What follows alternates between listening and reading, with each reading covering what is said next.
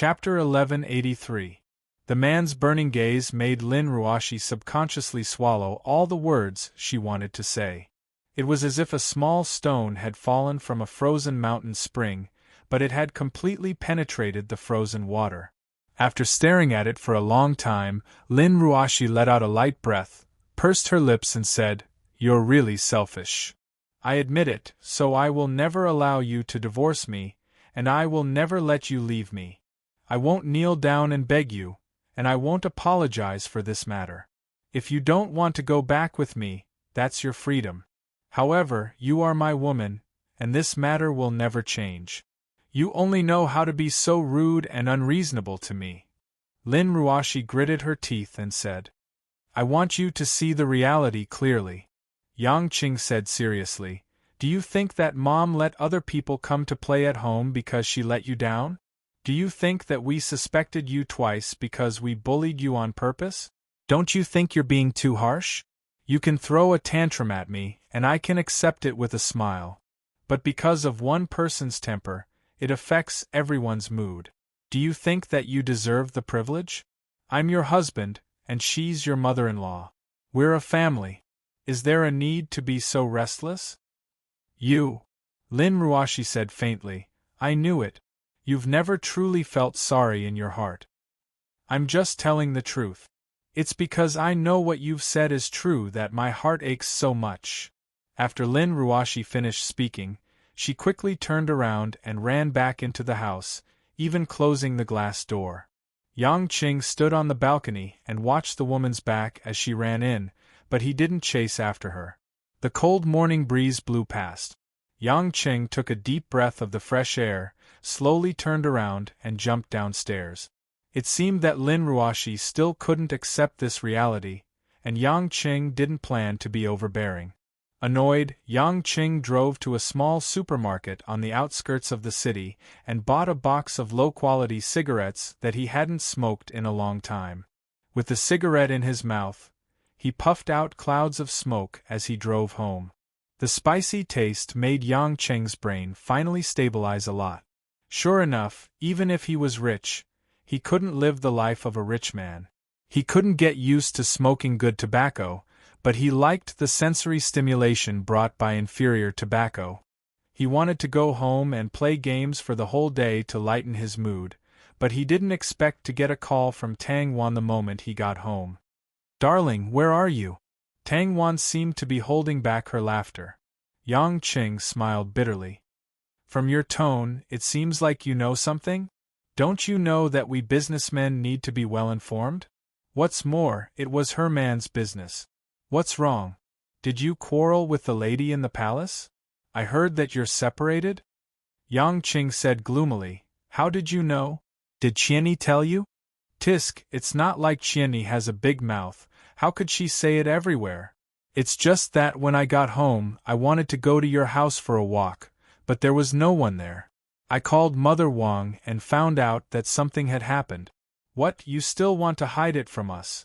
Don't you know that a woman like me, who has ulterior motives and has always treated Lin Ruashi as an enemy, has always been looking forward to this day?" Tang Wan laughed tenderly. Yang Qing was finally amused by the woman's joke. "Then you still have to wait for a while. This divorce will have to wait for 2 years. I think we'll be living together again in a few days. I'd better not worry about it." Tang Wan smiled and said, "Why don't you accompany me shopping? You haven't played with me in a long time." "Come on, didn't you say you weren't free every time?" Yang Qing rolled his eyes and said, "Where are you? I'll pick you up." At home, Tang Tang and Yuan Yi went to Los Angeles to play. They said they were going to Disneyland for Christmas. "I'm so pitiful that I'm all alone," Yang Qing sighed deeply. He suddenly felt that he was old.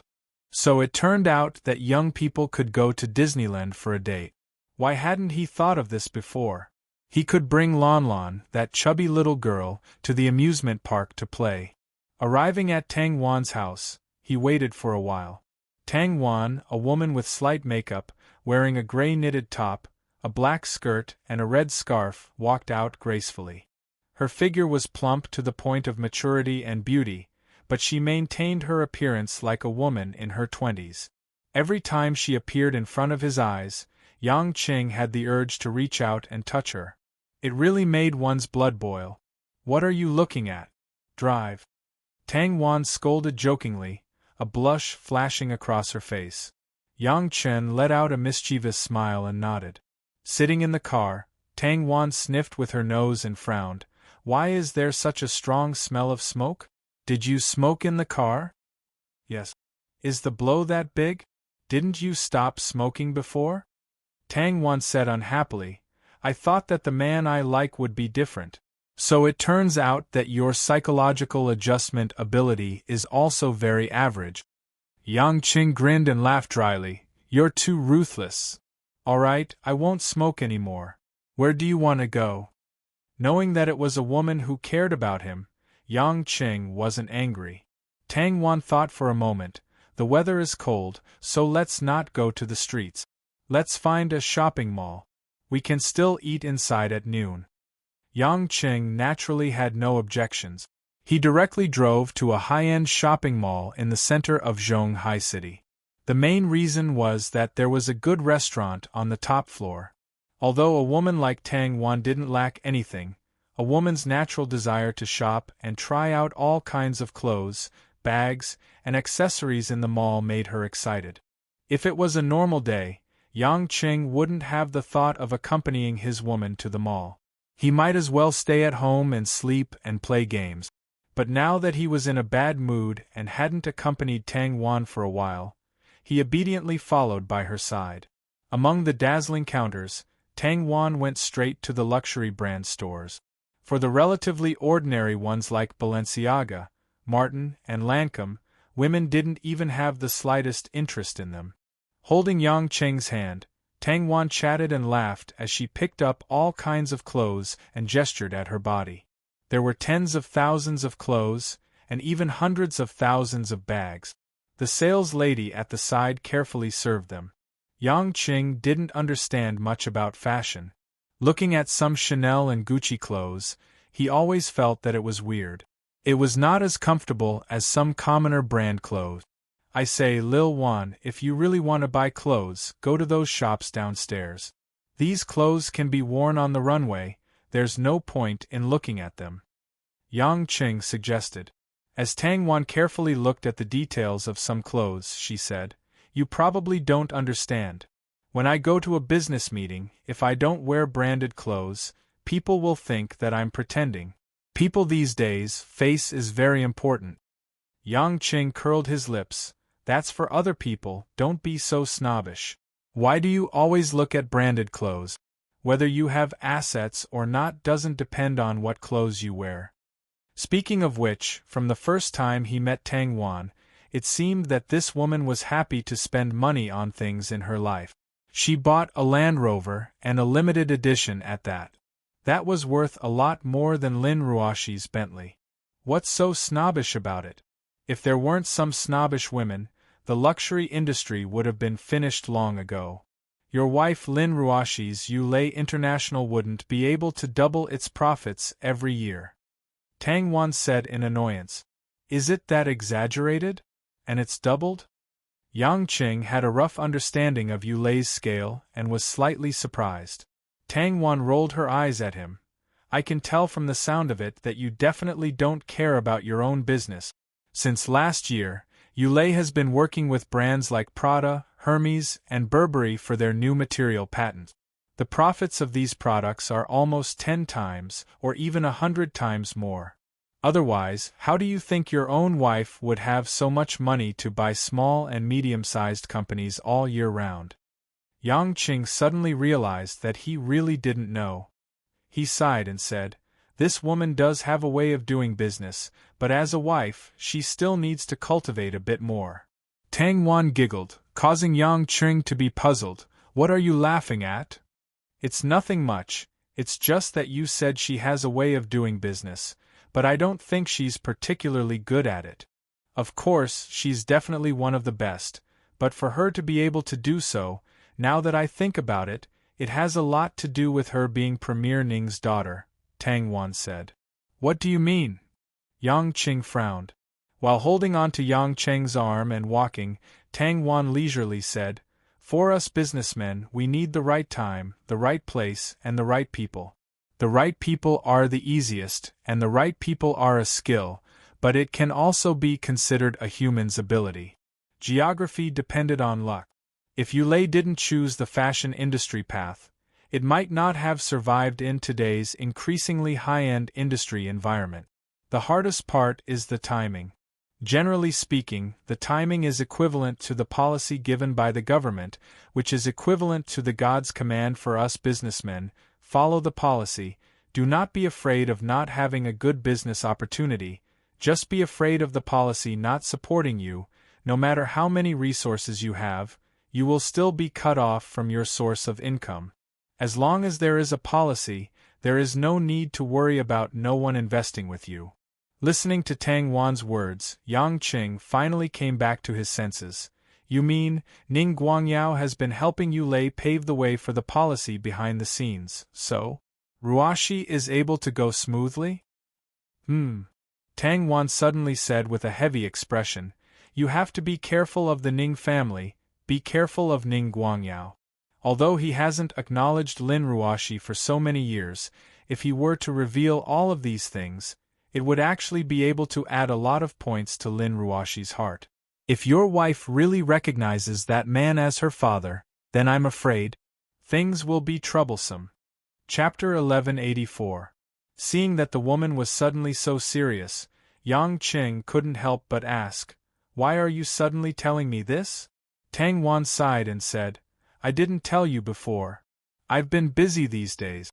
Other than business matters, I've actually investigated some things and found out some secrets about the four great families."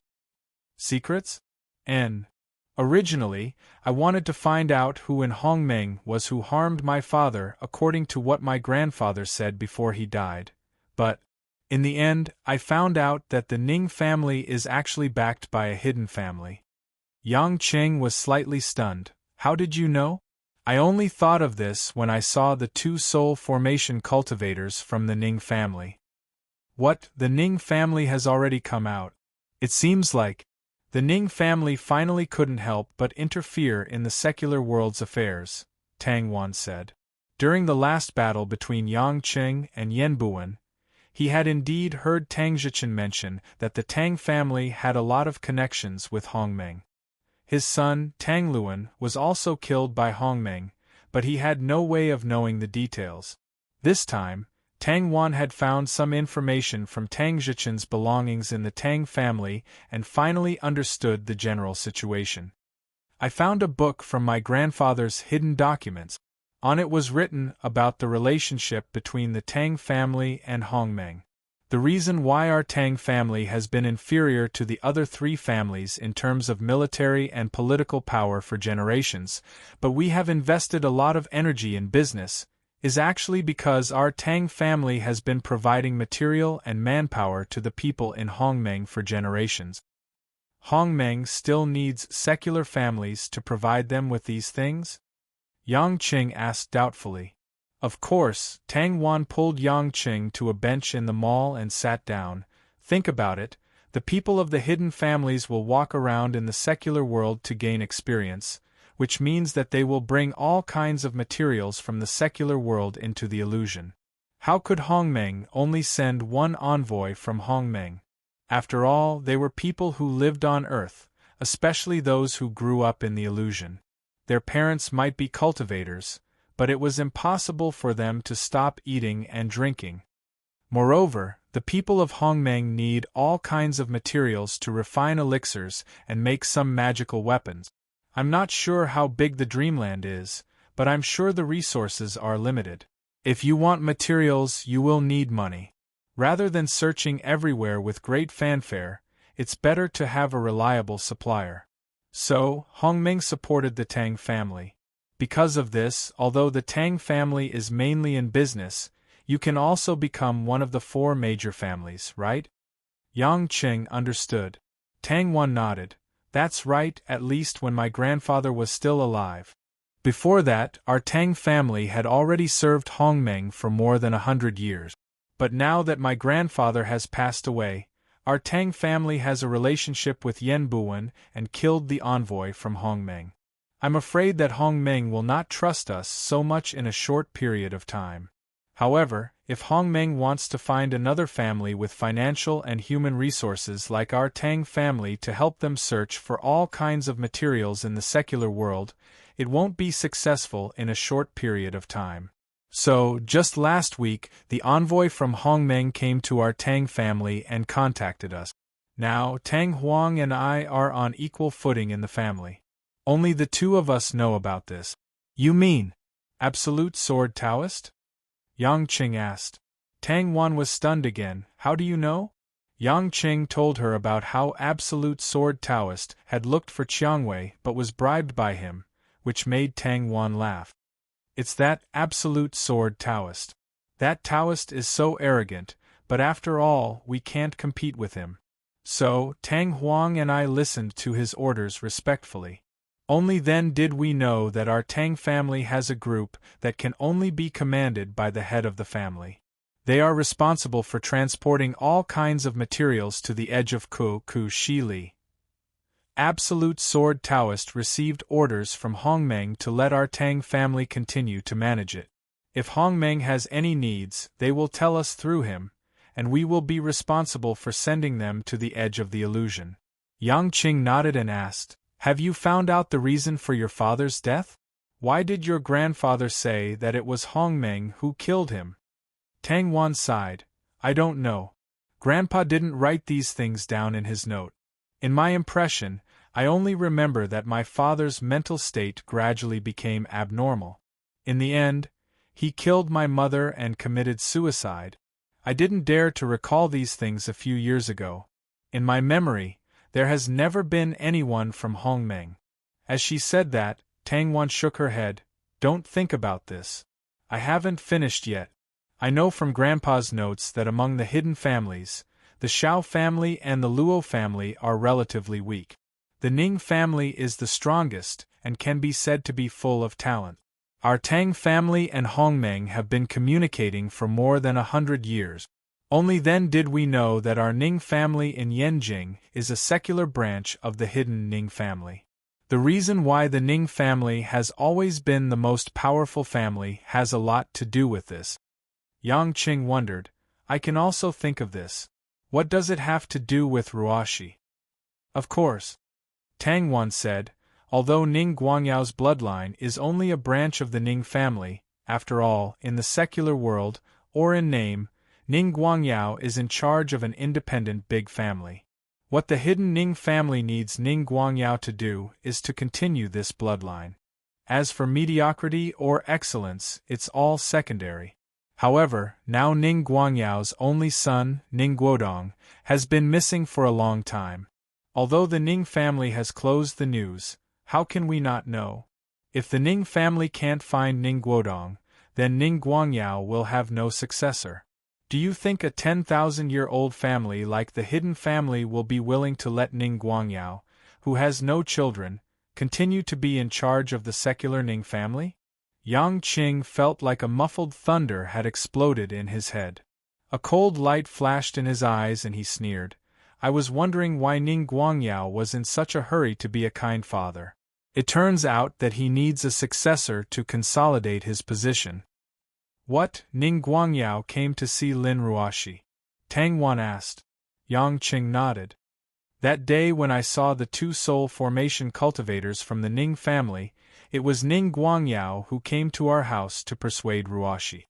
However, he has done too many disgusting things, so Ruoxi didn't accept him. Tang Wan said with a worried expression, I'm afraid that if she doesn't accept him now, she will soften and accept him in the future. At that time, Ning Guangyao might use Lin Ruoxi and you.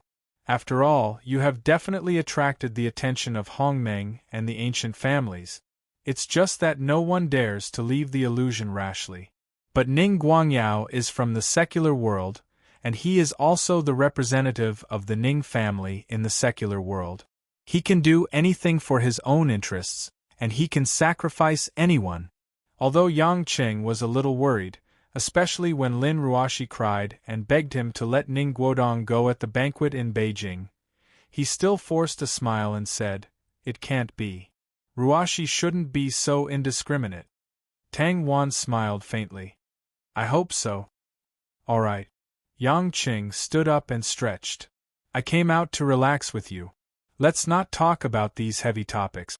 Come, let's continue shopping." Tang Wan couldn't be bothered to think too much about it. She held Yang Cheng's hand and visited the various shops in high spirit. After walking for half a day, Yang Qing finally felt that most of the stuffiness in his heart had dissipated. At night, the two of them came to a home-cooked restaurant near the shopping mall. Yang Qing didn't need to go home to eat now, and Tang Wan lived alone, so it was just right for them to eat together. After sitting down and ordering a few dishes, Tang Wan suddenly suggested, "Let's drink some wine. It's cold outside, so it's good to drink some wine." Yang Qing chuckled and said, "I know. You asked me to come out for a long time today to comfort me, but I don't plan to drown my sorrows in alcohol." "Who said it was for you? I also want to relax, okay?" Tang Wan said angrily. Yang Qing didn't have any objections. He immediately asked the waiter to bring a few bottles of sorghum with more than 50 degrees. He didn't need Maotai or Wuliangye, just some ordinary ones. After all, the shop was small, and there weren't many expensive wines. Tang Wan didn't seem to be used to drinking strong white wine, but she didn't want to change. She had to eat a few mouthfuls of food after taking a sip. It was like a cat eating spicy food, but she couldn't help but continue drinking, causing Yang Qing to smile. "If you can't get used to it, then don't drink it. Your face looks like it's covered in rouge." Yang Qing laughed. Tang Wan licked her lips and said with a frown, "I usually only drink wine and champagne, but it's quite interesting to drink this kind of strong wine occasionally. It's fine, you can send me back when I'm drunk anyway, so I'm not afraid of being taken away by the bad guys." Yang Qing shook his head speechlessly and allowed the woman to drink. However, just as Yang Qing was about to persuade Tang Wan to stop drinking, a man and a woman suddenly walked in from the entrance of the restaurant, causing Yang Qing to look over in bewilderment. The man was tall and sturdy, with a face as sharp as a knife. The woman was petite and had a smile on her face. Yang Qing had long sensed the arrival of the two of them because this man was actually at the late stage of the Xiantian realm. His Xiantian qi was fierce and overbearing. "Sky Dragon Yizi?" Yang Qing couldn't help but be surprised when he saw the couple from the dragon group walk over. It had been a long time since he had seen these two. Tang Wan glanced at the two of them, but she was completely unfamiliar with them. She simply continued to drink in silence. "Young Master Yang, long time no see. You're still as graceful as ever." "Oh no, it should be even more graceful than before." Sky Dragon laughed. Yizi looked at Tang Wan curiously. It was obvious that the people from the dragon group recognized Tang Wan. "Big brother Yang, Miss Tang, you won't blame us for disturbing your meal, right?" Chapter 1185. Tang Wan was stunned when she heard Yi call her name. She was already drunk and couldn't figure out how the two of them knew her. Yang Chen smiled bitterly. "Stop sucking up to me. Nothing good ever happens when you guys show up. What's wrong this time?" "Young Master Yang, don't make it sound so bad. We're not jinxes," Sky Dragon smiled embarrassedly. "Actually, we're here to find out if young Master Yang has noticed anything strange in Zhonghai recently." "Strange? In what way?" Yang Qing was puzzled. Yizi asked curiously, "Brother Yang, didn't your men report to you? Quite a number of troublemakers have come to Huaxia recently, and they're all wandering around Zhonghai." "I don't have any men. There's no need for the Sea Eagles to continue their mission. I've asked them to return to Europe. I'm all alone in Zhonghai now." Yang Qing curled his lips. "I didn't expect young Master Yang to really withdraw his men." "No wonder," Sky Dragon said. "What are you talking about? Who are they?" Yang Qing frowned. Yizi said worriedly, "England's sword in the stone and Europe's Dark Parliament." "Oh right, the Dark Parliament didn't only send Camarilla's men but also Savatha's men. There are also some small mutant organizations, but they're nothing to be afraid of. Yang Cheng was puzzled. They're here in Zhonghai? For what? Are they going to ask for God's stone again? No way, I don't have that anymore. Of course not. Even if the God's stone is in your hands, they wouldn't dare to do anything to you. Then why? Sky Dragon and Yi Zi looked at each other.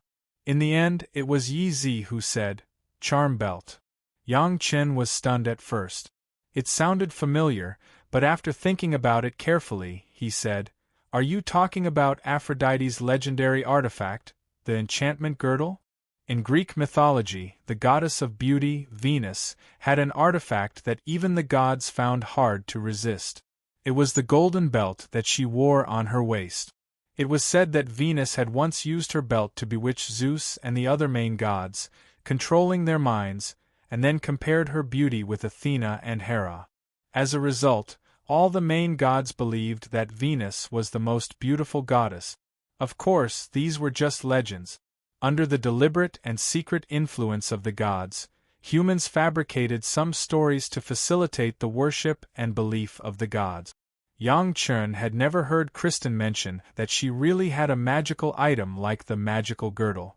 It was the same reason why Hades didn't mention that he had an invisibility helmet when he passed the divinity to Yang Chen. For the gods who had lived for tens of thousands of years, it was no longer important whether or not they had once possessed such a divine artifact. Besides, in Yang Cheng's opinion, with Christine's divine power, even if she had a divine weapon, she might not be able to control a Lord God of Zeus level. You said that they are all near Zhonghai. Could it be that the magical girdle appeared in Zhonghai? Yang Cheng asked. Sky Dragon sighed and said, "We are not sure at the moment. In fact, we haven't found out who the source of this information is." Then how did they know? Someone sent a video of someone using the Belt of Charm to control some special forces to the Sword in the Stone, the Covenant of Darkness, and other large and small organizations.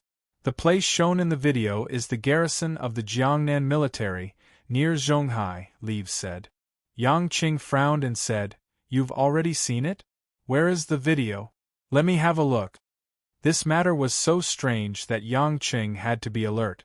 Sky Dragon was already prepared. He took out his phone and played a video that was less than 20 seconds long. In the video, a blurry black shadow controlled a golden belt that was floating in the air. It gently waved it a few times and controlled a team of patrol soldiers from the special forces like wooden men. Then, they all aimed at each other's comrades and shot at them at the same time. The video was very short, but it really happened at a certain base in the Jiangnan military last week. The Yellow Flame Iron Brigade couldn't find any clues about the blurry black shadow. They originally wanted to hide this matter, but they didn't expect that the video was sent to many international organizations. After the user of this belt posted the video, he also claimed that he obtained this divine weapon by chance, but he couldn't control himself and wanted to give it up. Therefore, he hid the belt somewhere in Huaxia. Whoever can find it will be the next owner of the belt. Sky Dragon smiled bitterly. Yang Qing thought for a moment and knocked on the table with his finger. That's strange.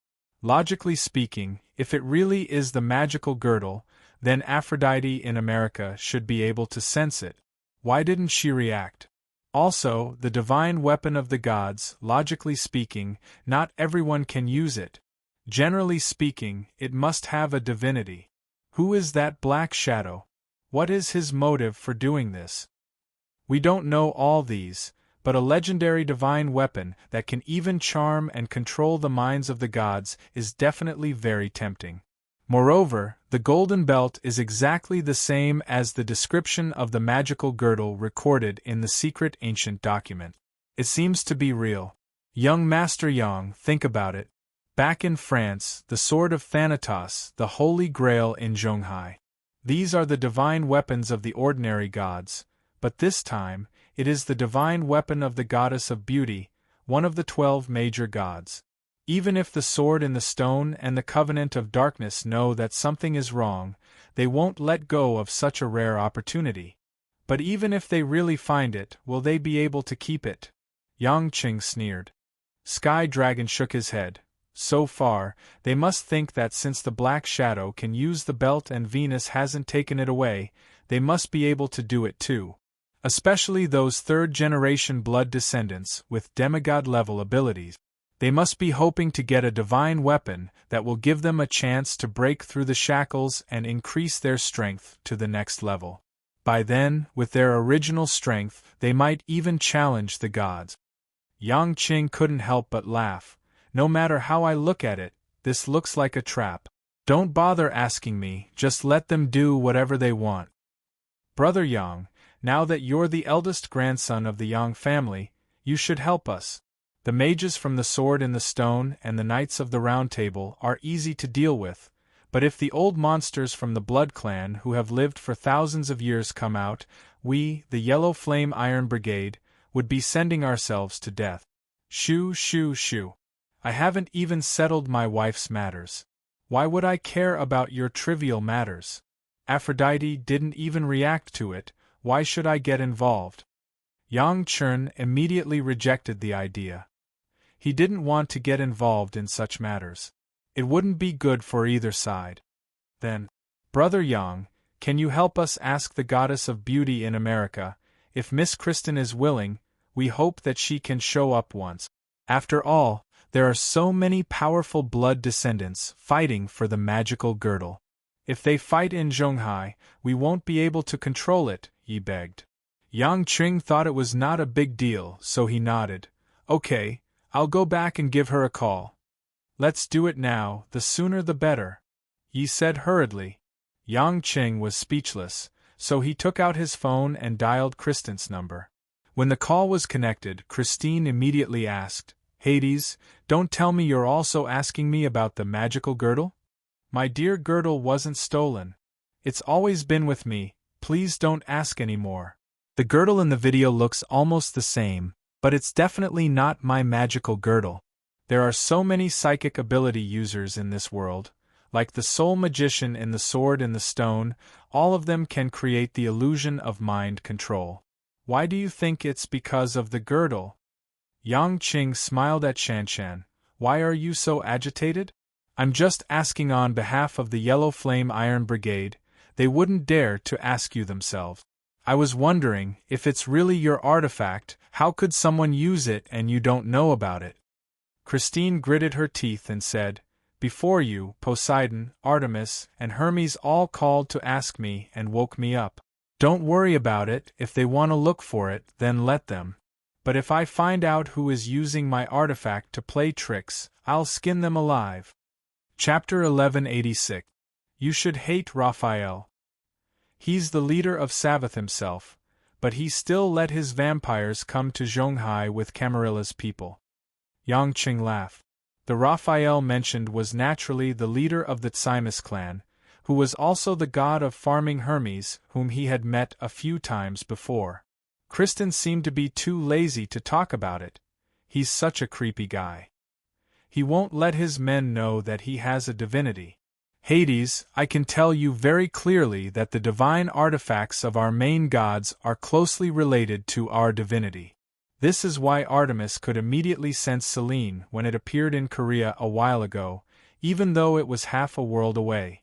Among all the artifacts, there is only one artifact, which is the missing helmet of invisibility, that should have belonged to you. Actually, it should be considered a crown. It can't be sensed. That's because this divine artifact is meant to hide everything that can be sensed. So, only the user can sense its existence. This is also the only exception among divine artifacts. No wonder. The previous Hades couldn't find it. It turns out that it can't be sensed. Yang Qing finally understood. Kristen yawned. All right, I'm going to sleep for a while. If you have time in Huaxia, help me keep an eye on it. If you really find someone who is deliberately mystifying things, tell me and I'll kill him myself. Do you really think that hiding in Huaxia will stop us from killing people? Yang Qing laughed dryly and then hung up the phone.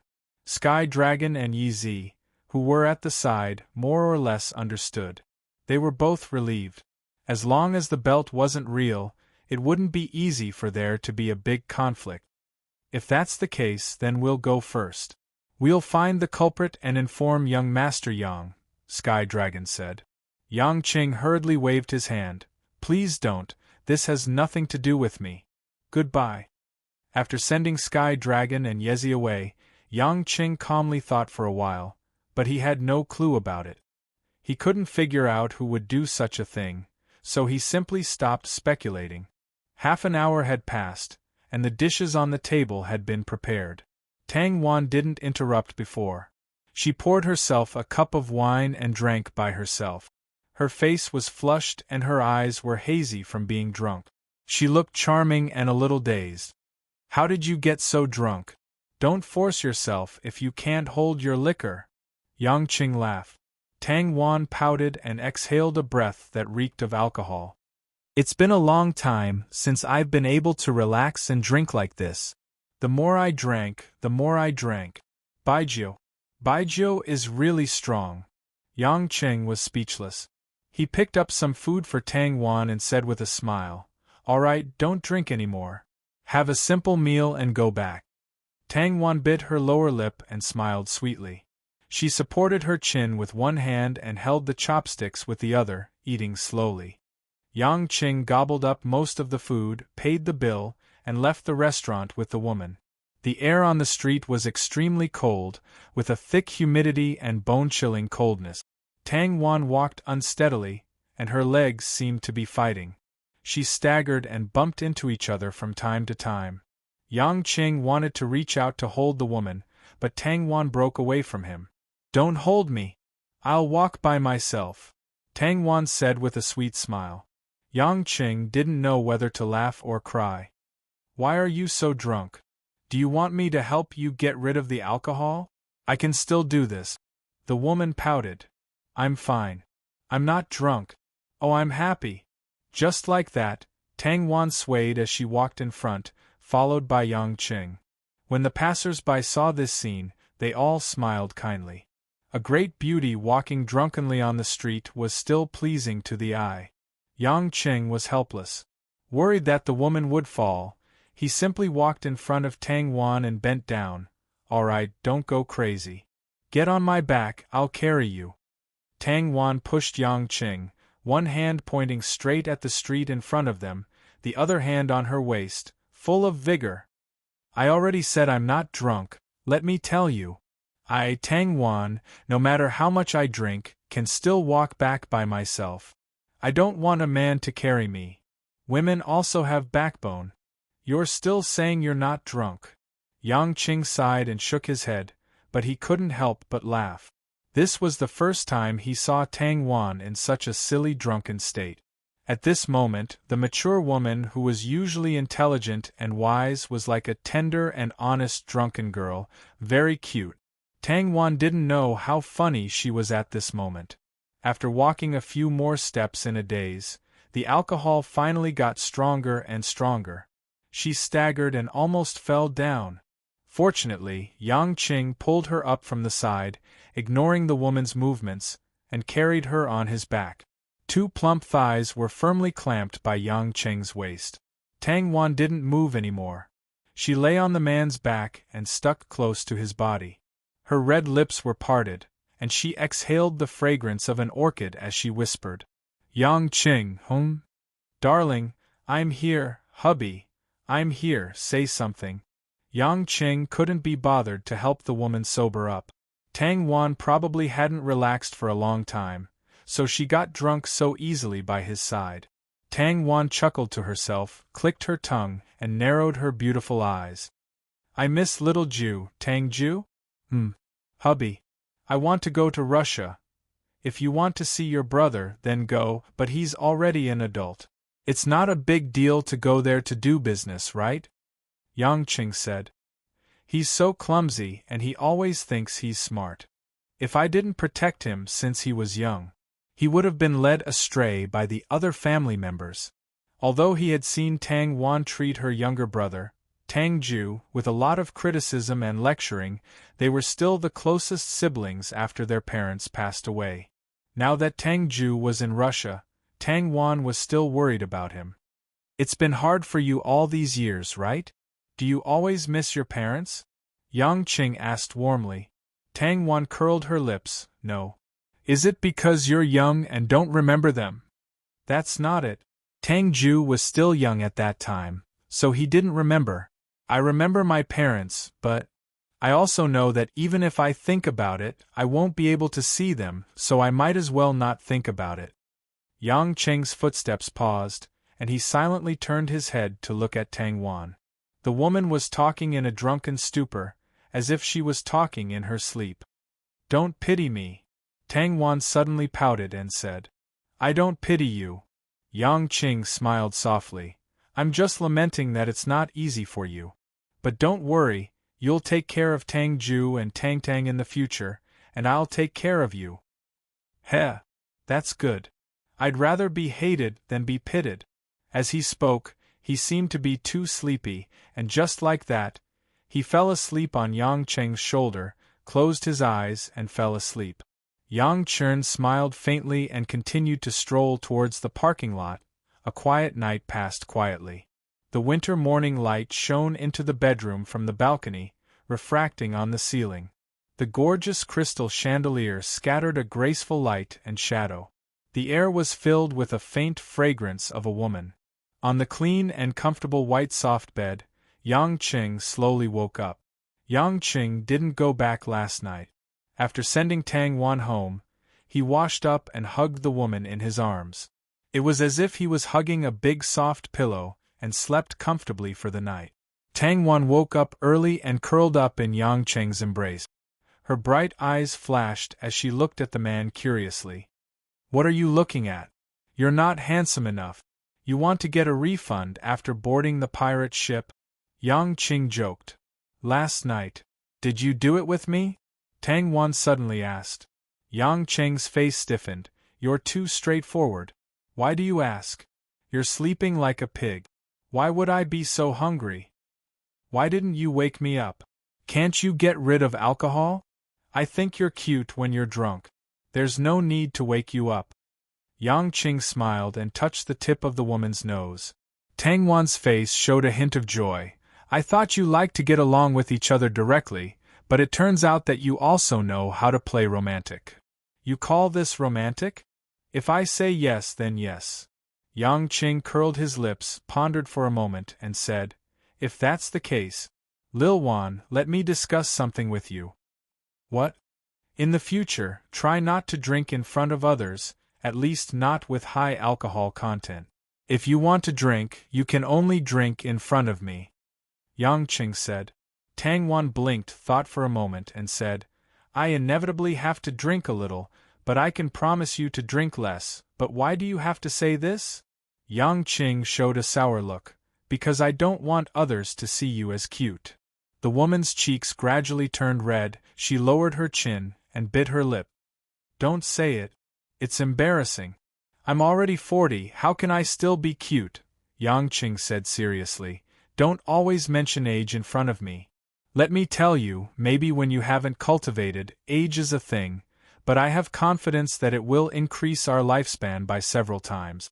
It's not difficult at all for us to live for hundreds of years. If we break through to the crossing calamity stage, even 1,000 years is not a problem. What do you think your 40 years are compared to hundreds of years? Tang Wan raised her head in surprise. She had never thought about this. That's right, if her lifespan wasn't the usual 70 or 80 years, but a few hundred years, why would she care about her age? Chapter 1187. Time in bed always flew by. Although Yang Qing still wanted to be intimate, Tang Wan had a meeting in the morning, so he could only let the woman go. Just as he was about to drive to buy some breakfast and go to the company to eat, Yang Qing suddenly remembered that Lin Ruoshi had moved there by herself. So would she make breakfast for herself? Or could it be that women were like before, starting to mess around with 3 meals a day? Although he already had a certain cultivation foundation, he still hadn't entered the Xiantian realm, so his body still needed to be taken care of. Yang Qing couldn't help but admire himself. He was really becoming more and more attentive to women. He could think of his own woman in everything he did. Not to mention that he had to calm his wife down. No matter what, there was nothing wrong with being considerate. After buying a bunch of things from the breakfast stall, Yang Qing went straight to the headquarters of Yulei and took the elevator to the top floor. Just as he was about to walk to the CEO's office, Zhao Hongyan happened to walk out of the assistant's office in front of him. It had been a while since he last saw Zhao Hongyan, but this woman didn't change much. It was just that her temperament was more confident than before, which naturally increased her charm. Zhao Hongyan was still holding a breakfast bag in her hand, filled with milk and other food. Just as she was about to speak, she saw that the person who came was Yang Qing. Zhao Hongyan timidly shrunk back. "Oh, it's you. I thought it was General Lin." Ever since the two of them had a physical relationship, they had seen each other less and less. After not seeing each other for such a long time, it became awkward for a man and a woman to suddenly meet in the corridor. Yang Qing also said embarrassedly, "Where's Ruashi? She's not here yet?" Zhao Hongyan smiled shyly and said, "What happened between you and General Lin? Why did General Lin suddenly say that he moved to a new place to live? Now, he goes to work later than before because it's a long journey." "Don't mention it." Yang Qing didn't want to talk about it anymore. It was hard to talk about family scandals. "Is this the breakfast you prepared for Ruashi?" "Yes, General Lin asked me to prepare it." Zhao Hongyan didn't dare to look Yang Qing in the eye as she whispered with a red face. Being looked at so shyly by the woman, Yang Qing couldn't help but swallow his saliva. The atmosphere was too ambiguous. Early in the morning, a pretty young woman who had a relationship with him looked like she wanted to say something. Originally, he could have said some simple greetings, but he couldn't bring himself to say it. During their previous meetings, Zhao Hongyan could still talk to him normally, but after a long time, some of the originally suppressed complex emotional factors were revealed. Just when the two of them didn't know how to continue the conversation, the elevator door opened again and Lin Ruashi slowly walked out. As soon as the woman walked out of the elevator, she bumped into a familiar man and a woman who were silently facing each other. She couldn't help but be stunned on the spot. With just a glance at Zhao Hongyan's bright red face, Lin Ruashi didn't need to experience the atmosphere in the corridor to be able to realize a lot of things. Her originally expressionless face couldn't help but be dyed with a layer of frost. "General Lin, you're here." Zhao Hongyan seemed to be relieved. She went forward and handed the breakfast in her hand to Lin Ruashi. "You wanted me to buy it." Lin Ruashi acted as if she didn't see Yang Qing. She took the bag, nodded, and walked straight to the office. Just as she was about to pass by Yang Qing hurriedly stopped her and said with a grin, "Ruashi, I bought it too. You can eat some." Lin Ruashi chuckled.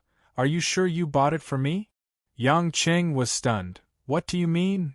"I think Hongyan hasn't eaten yet. Don't spend money on me. You can pretend that I didn't see anything." Lin Ruashi glared at Yang Qing and walked around him. Yang Qing suddenly understood. He suddenly burst out from his heart and said loudly, "Lin Ruashi, even if you want to be angry with me, don't go too far. I just came here and bumped into Hongyan. Even if you think I'm not a good person, you shouldn't say that to Hongyan." Lin Ruashi suddenly turned around and frowned. She said angrily, "How am I angry with you? Which word did you hear? If you didn't have a guilty conscience, would you be so agitated?" Yang Qing's face couldn't help but turn red. He didn't expect that such a small matter would lead to such a quarrel. On one hand, he was indignant at Lin Ruashi's suspicion. However, he did have sex with Zhao Hongyan. If he completely denied that there was nothing between him and Zhao Hongyan, how could he face his own conscience? In the midst of the battle, Yang Qing didn't know what to say. Zhao Hongyan was also anxious. She hurriedly explained, "General Lin, don't misunderstand. I just met Yang Qing. He came to give you breakfast. There's really nothing between us." As she said this, Zhao Hongyan lowered her head and her eyes were a little red. Yang Qing saw this and couldn't help but feel a heartache. He walked forward, grabbed Zhao Hongyan's hand and gave her all the breakfast. Take it. Since someone doesn't want it, someone else will. Yang Qing didn't care about Zhao Hongyan's refusal and stuffed it into her hands. Under Lin Ruoshi's bone-chilling gaze, Yang Qing turned around and walked towards the elevator without looking back. Zhao Hongyan's face was full of guilt. She whispered softly, "General Lin, don't be angry at Director Yang. He really brought breakfast for you. This breakfast was prepared for you. Take it." Looking at the big bag of breakfast that Zhao Hongyan handed over, Lin Ruoshi indifferently handed the small bag of breakfast back to Zhao Hongyan. "Take all of this. I don't have an appetite today." After saying that, Lin Ruoshi walked back to the office with a pale face. Zhao Hongyan stood on the spot in a daze. She looked at the 2 bags of breakfast in her hands. The scene of Yang Qing handing over to her appeared in her mind. She was in a daze. At the same time, in the parlor of the Yang family in Beijing. On the dining table, there were all kinds of northern snacks and appetizers. Steamed buns and cornbread were everywhere. The most special thing was a large plate of roast duck. The roast duck had obviously been processed by the servants. The duck skin and duck meat were wrapped in dough. You could eat it freely with the sauce. At the table, 3 adults and 1 child were sitting. It was Yang Gongming, Yang Pejuan, Guo Xiuhua, and Yang Lanlan, who returned to the Yang family with Guo Xiuhua. This large plate of roast duck was the size of 3 ducks. It was oily and fragrant. It was specially placed in front of Lanlan. The chubby little girl held a roast duck roll in each hand. She dipped it in the sweet sauce and ate it with relish. She didn't need to chew much at all. She could swallow it easily. If it weren't for the high standard of the Yang family's kitchen, they really wouldn't be able to make 3 roast ducks for this little girl to eat so early in the morning. Yang Gongming took the bowl of porridge and ate a few mouthfuls. Then he looked at his great-granddaughter with a smile on his face. He looked extremely kind. Guo Xiuhua was a little helpless. She persuaded the child to eat slowly from time to time. Yang Pejuan's expression was the weirdest. He didn't like it, nor did he hate it. He just looked at the little girl strangely. It seemed that he couldn't stand it. He always looked at Lanlan and was in a daze. "Lanlan, is roast duck really so delicious?" Yang Gongming asked with a smile. Lanlan nodded vigorously and said, "Great-grandpa, Lanlan likes it very much. I want to eat roast duck at noon, okay?" "You still want to eat? You've only been in Yenjing for a few days and you've already eaten almost 20 roast duck. You're not allowed to eat any more." Guo Xiuhua glared at her. Lanlan pouted her greasy little mouth and looked wronged. Yang Gongming hurriedly stopped her. "Hey, Xiuhua, let her eat if she wants to. It's not like the Yang family can't afford it. As long as she doesn't get a stomachache and is healthy, it's not a big deal." "Dad, this is not good. When we were in Zhonghai, we tried our best to not let Lanlan eat too much. How can a girl eat so much? What will she do when she grows up?" Guo Xiuhua said worriedly. "She's just a kid. Why? Do you want her to lose weight?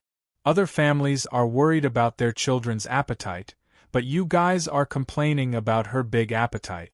Let me tell you, don't restrict Lanlan from eating in the future.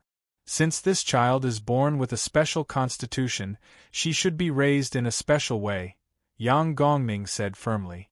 Guo Xiuhua looked helpless, but she could only agree. Lanlan smiled sweetly. "Great-grandpa is the best. Haha, Lanlan, you said you wanted to see ponies yesterday. Great-grandpa asked your grandpa to bring some ponies from overseas to the stud farm. Great-grandpa will take you to ride ponies today." Lanlan immediately jumped down from the high chair and ran to Yang Gongming.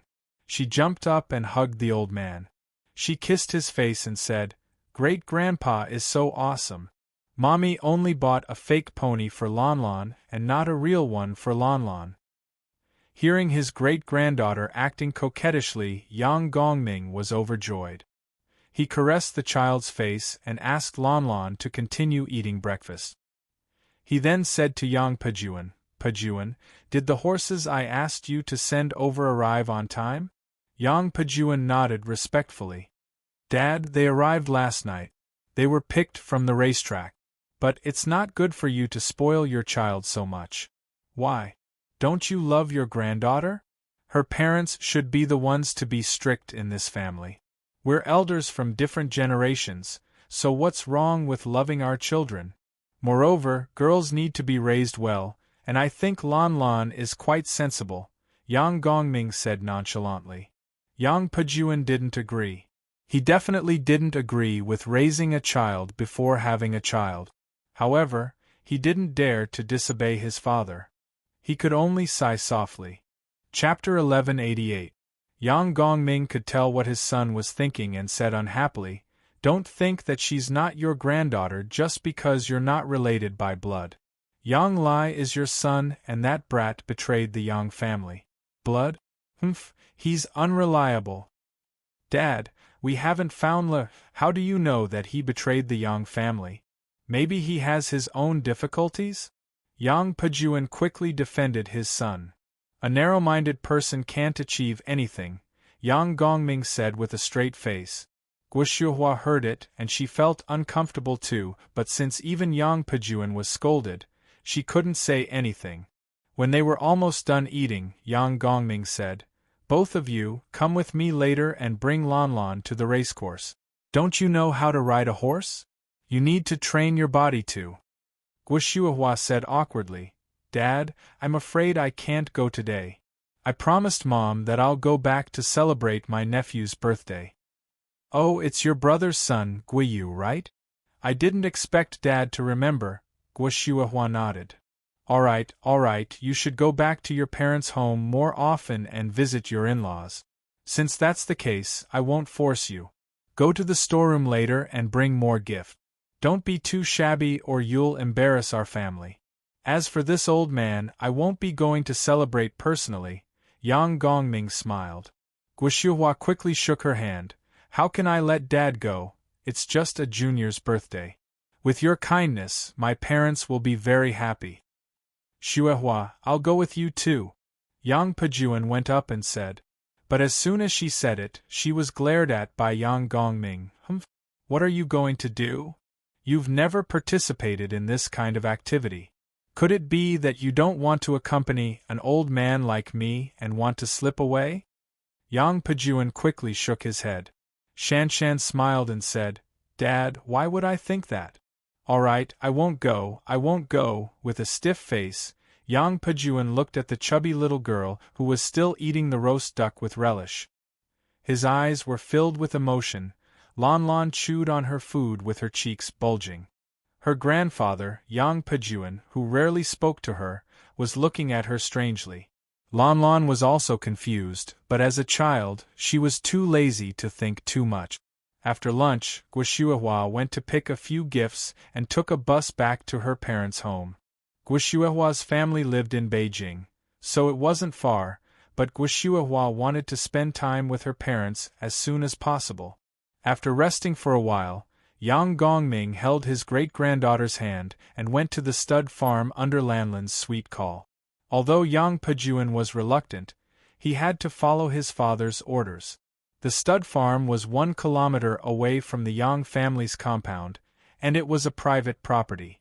For Yang Gongming, who didn't have much to do in his later years, growing vegetables and raising animals was a great pleasure. Therefore, there weren't many horses in the stud farm, but there were all kinds of birds and beasts. Most of the precious pets were given to him by his subordinates to please the old leader. Yang Gongming was old and didn't have the energy to take care of them every day, so he would occasionally come over to have fun. After a short drive to the stud farm, the air was filled with the smell of grass and animal feces. However, Lon Lon wasn't unaccustomed to it. Instead, her eyes lit up as she looked at the animals in the cages around the stud farm. As the breeder introduced them one by one, Yang Gongming and Yang Pajuan followed behind the little fellow and looked around. Lon Lon listened attentively, as if she wanted to memorize all the animals. She would ask questions from time to time, but most of the questions made Yang Gongming and the others laugh. Uncle, this peacock has so many feathers, is it delicious? Uncle, the fox is so smelly, it's not delicious, right? This bird is so small, it's too skinny, it's not delicious. The breeder broke out in a cold sweat. She was indeed a tiger girl from a family of generals. She dared to eat anything at such a young age. After wandering around for almost an hour, the group finally arrived at the center of the stud farm. A few foals that had been specially found from elsewhere were already snorting and eating the grass meekly. Yang Gongming asked the staff at the side, "Are these horses safe?" "Yes, Chief, we chose the most docile foals. Miss Lon Lon won't do anything to them." "That's good." Yang Gongming walked forward and patted the child's head. "Lon Lon, let Uncle carry you up and ride the pony." Lon Lon shook her head and smiled sweetly. "Great-grandfather, Lon Lon can go up by herself." As she said that, the little girl kicked her legs and jumped 2 meters. She was thrown high up in the air, drew a beautiful arc and landed on the back of a white pony. This scene caused everyone around to be dumbfounded. They could not imagine that a 4 or 5-year-old girl could actually have such athletic ability. Although Yang Gongming and Yang Pejuan had heard from Guxiuhua that Lon Lon was born with a special physique, they didn't expect her strength to be so great. The pony was also startled. It neighed and began to run around with its 4 hooves. "Sigh. Miss Lon Lon. Be careful." The staff immediately broke out in a cold sweat. When they were preparing, they didn't expect Lon Lon to suddenly fall onto the horse and startle it. However, Lon Lon giggled. Her laughter was like a silver bell, showing the girl's joyful mood. "Pony, run. Ride. Ride. Ride." The white horse was scared out of its wits by Lon Lon. It started to run quickly in the stud farm. His buttocks were shaking non-stop as if he was trying to throw her off him. No matter how calm Yang Gongming was, he shouted anxiously, "Hurry up and stop the horse! Don't let my great-granddaughter fall."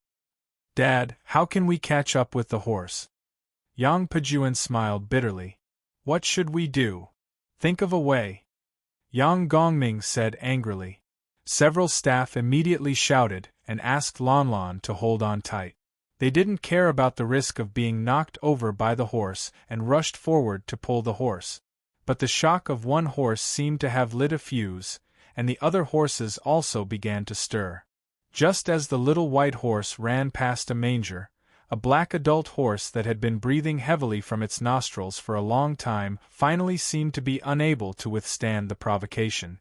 It forcefully tugged on the rope, fiercely tugging 3 times, and unexpectedly, the rope was torn apart. "Nay, nay, nay!" The black horse rushed out crazily and chased after the little white horse in front of everyone's horrified eyes. Lon Lon patted the little white horse's neck hard. "Little horse, run! The big black horse is coming for you. Run!" However, Lanlin's strength was obviously too much. The white horse was already frightened, and after being patted a few times, it became dizzy and rushed to where Yang Gongming and Yang Pejuan were. "Chief! Chief, get out of the way!" Several staff happened to be chasing after the horse and didn't have time to return. They were scared out of their wits by the sudden turn of the horse. However, Yang Gongming's legs were not agile after all. When he reacted, he wanted to escape, but the horse caught up with him. Yang Pejuan's face darkened and he rushed forward, ready to use his body to block the horse in front of his father. "Pejuan! Get out of the way!" Yang Gongming yelled.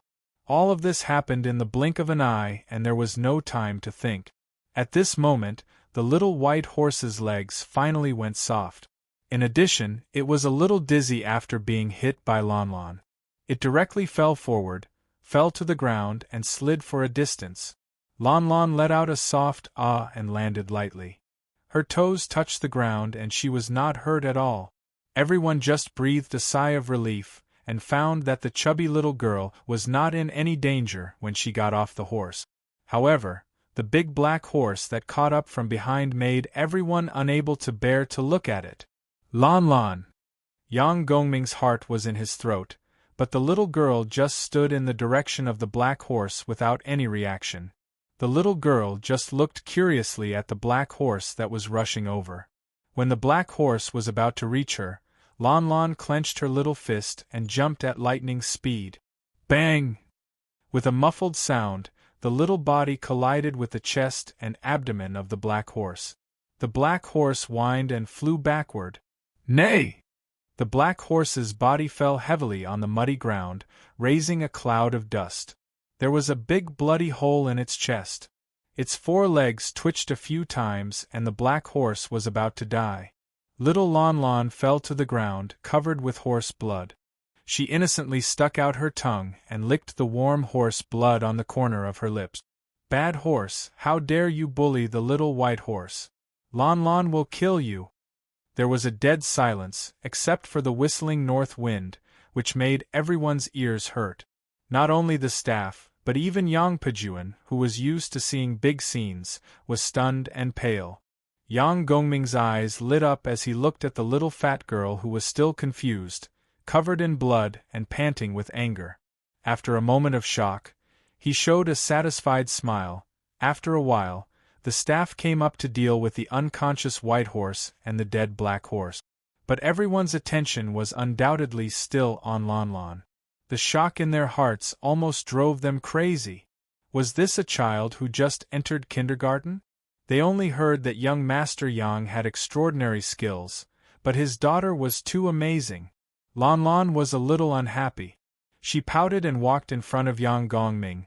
Great-grandpa, Lon Lon wants to take a bath, it stinks. Hee hee. Yang Gongming picked up the child without hesitation. Lon Lon, although the black horse is bad, you can't kill it directly. Remember, don't kill small animals casually in the future, understand? Lon Lon blinked her big eyes. It's like killing bad people.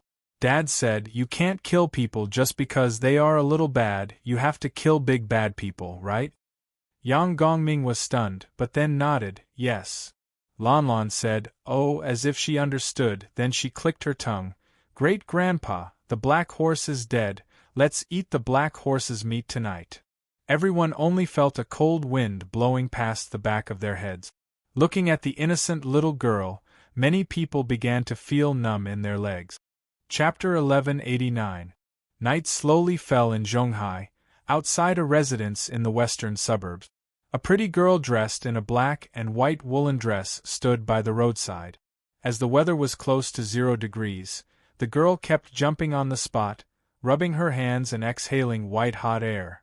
After a few minutes, a black BMW finally shone its lights and slowly approached before coming to a stop. When the girl saw it, a smile appeared on her face and she jogged to the car. Yang Chun got out of the car with a huge plastic bag in his hand. When he saw the woman waiting outside, especially the 2 patches of redness on her cheeks due to the cold wind, he immediately said in dissatisfaction, Ching-er, why are you waiting outside? Don't you know it's cold outside? Xiao Qi-ching giggled and went up to hug Yang Qing. Then, she held the man's hand. It's nothing, it's good to take a breath of fresh air. Silly girl, Yang Qing didn't know whether to laugh or cry. He felt warm in his heart and said gently, you can't cultivate and your meridians are very cold. You have to take care of your body. I'll feel bad if you get blown by the wind. Really? Of course, Yang Qing kissed the girl's cheek. Xiao Qi-ching smiled shyly and said, I don't know why, but I can't wait to see you after not seeing you for a day. I'm very happy that you're coming to my house for dinner. I want to wait outside for you to come, and then let you see me as soon as possible. A little longer is good too. Yang Qing was touched, but he couldn't do anything about the girl. He held her cold hand and walked to the house. This house was bought by Mother Wang for her daughter. Now that there was no one around, Mother Wang came here to live with Xiao Qi-ching. It became the place that Yang Qing frequented these few days. Entering the house, the layout of the house was similar to his own house, but the furnishings were simpler. Mother Wang had just come out of the kitchen with 2 dishes. When she saw Yang Qing, she smiled and said, Young master, you're here. There are still a few dishes left. I'll be done by the time I'm done. Yang Qing nodded and put the plastic bag on the table. Mother Wang, there's still some food here. Take out a hot pot. It's good to heat it up. Honey, did you buy something to eat? It smells so good. Xiao Qiqing looked curiously at the plastic bag in Yang Qing's hand. Yang Qing said indifferently, "It's nothing, just some hot and spicy soup. It's cold, isn't it? I saw a shop by the roadside, so I bought some on the way back. Some are cooked and some are raw." What's malatang? Xiao Qiqing was puzzled. Yang Qing and Mother Wang were both stunned. Qing'er, you've never eaten malatang before? Mother Wang couldn't help but ask. Xiao Qiqing nodded blankly and said softly, "I just came out of the illusion a few years ago, and I was in a hurry to escape abroad. I haven't eaten much." Mother Wang's eyes were filled with love and tenderness. She forced a smile and said, "That's true. Mom didn't think of this. It's been hard on you. You haven't enjoyed anything for so many years." "That's nothing. I'll go out to eat for the whole day tomorrow. We'll find a night market or something and eat everything," Yang Qing said cheerfully. "Thank you, young master. Qing'er is very happy to be with you," Mother Wang said gratefully. Xiao Qiqing also nodded vigorously and was full of anticipation. Yang Qing sighed in his heart. "It's good that you're happy. I've done so many things to make you all happy. It's a pity that not everyone can be as happy as Qing'er's." Mother Wang's hands were very fast. She quickly turned on the hot pot and cooked all the ingredients for the malatang. Just as it was about to start eating, someone pushed in from the outside. "Oh, it smells so good. I'm late. Mother Wang. Jiqing. I'm here again." The person who shouted loudly as soon as she entered was none other than Anshin, who was wearing a white velvet jacket and carrying a big Dior bag. Anshin only realized that Yang Qing was also sitting in the hall when she entered. She stuck out her pink tongue and smiled shyly. "Hubby, you're here too. Are you here to freeload like me?" Yang Qing looked at the woman with a smile that wasn't a smile. "From what you're saying, you often come here to freeload?" She said that it's boring to eat alone at home. She used to want me to cook for her. When my mom cooks for me, she likes to freeload even more.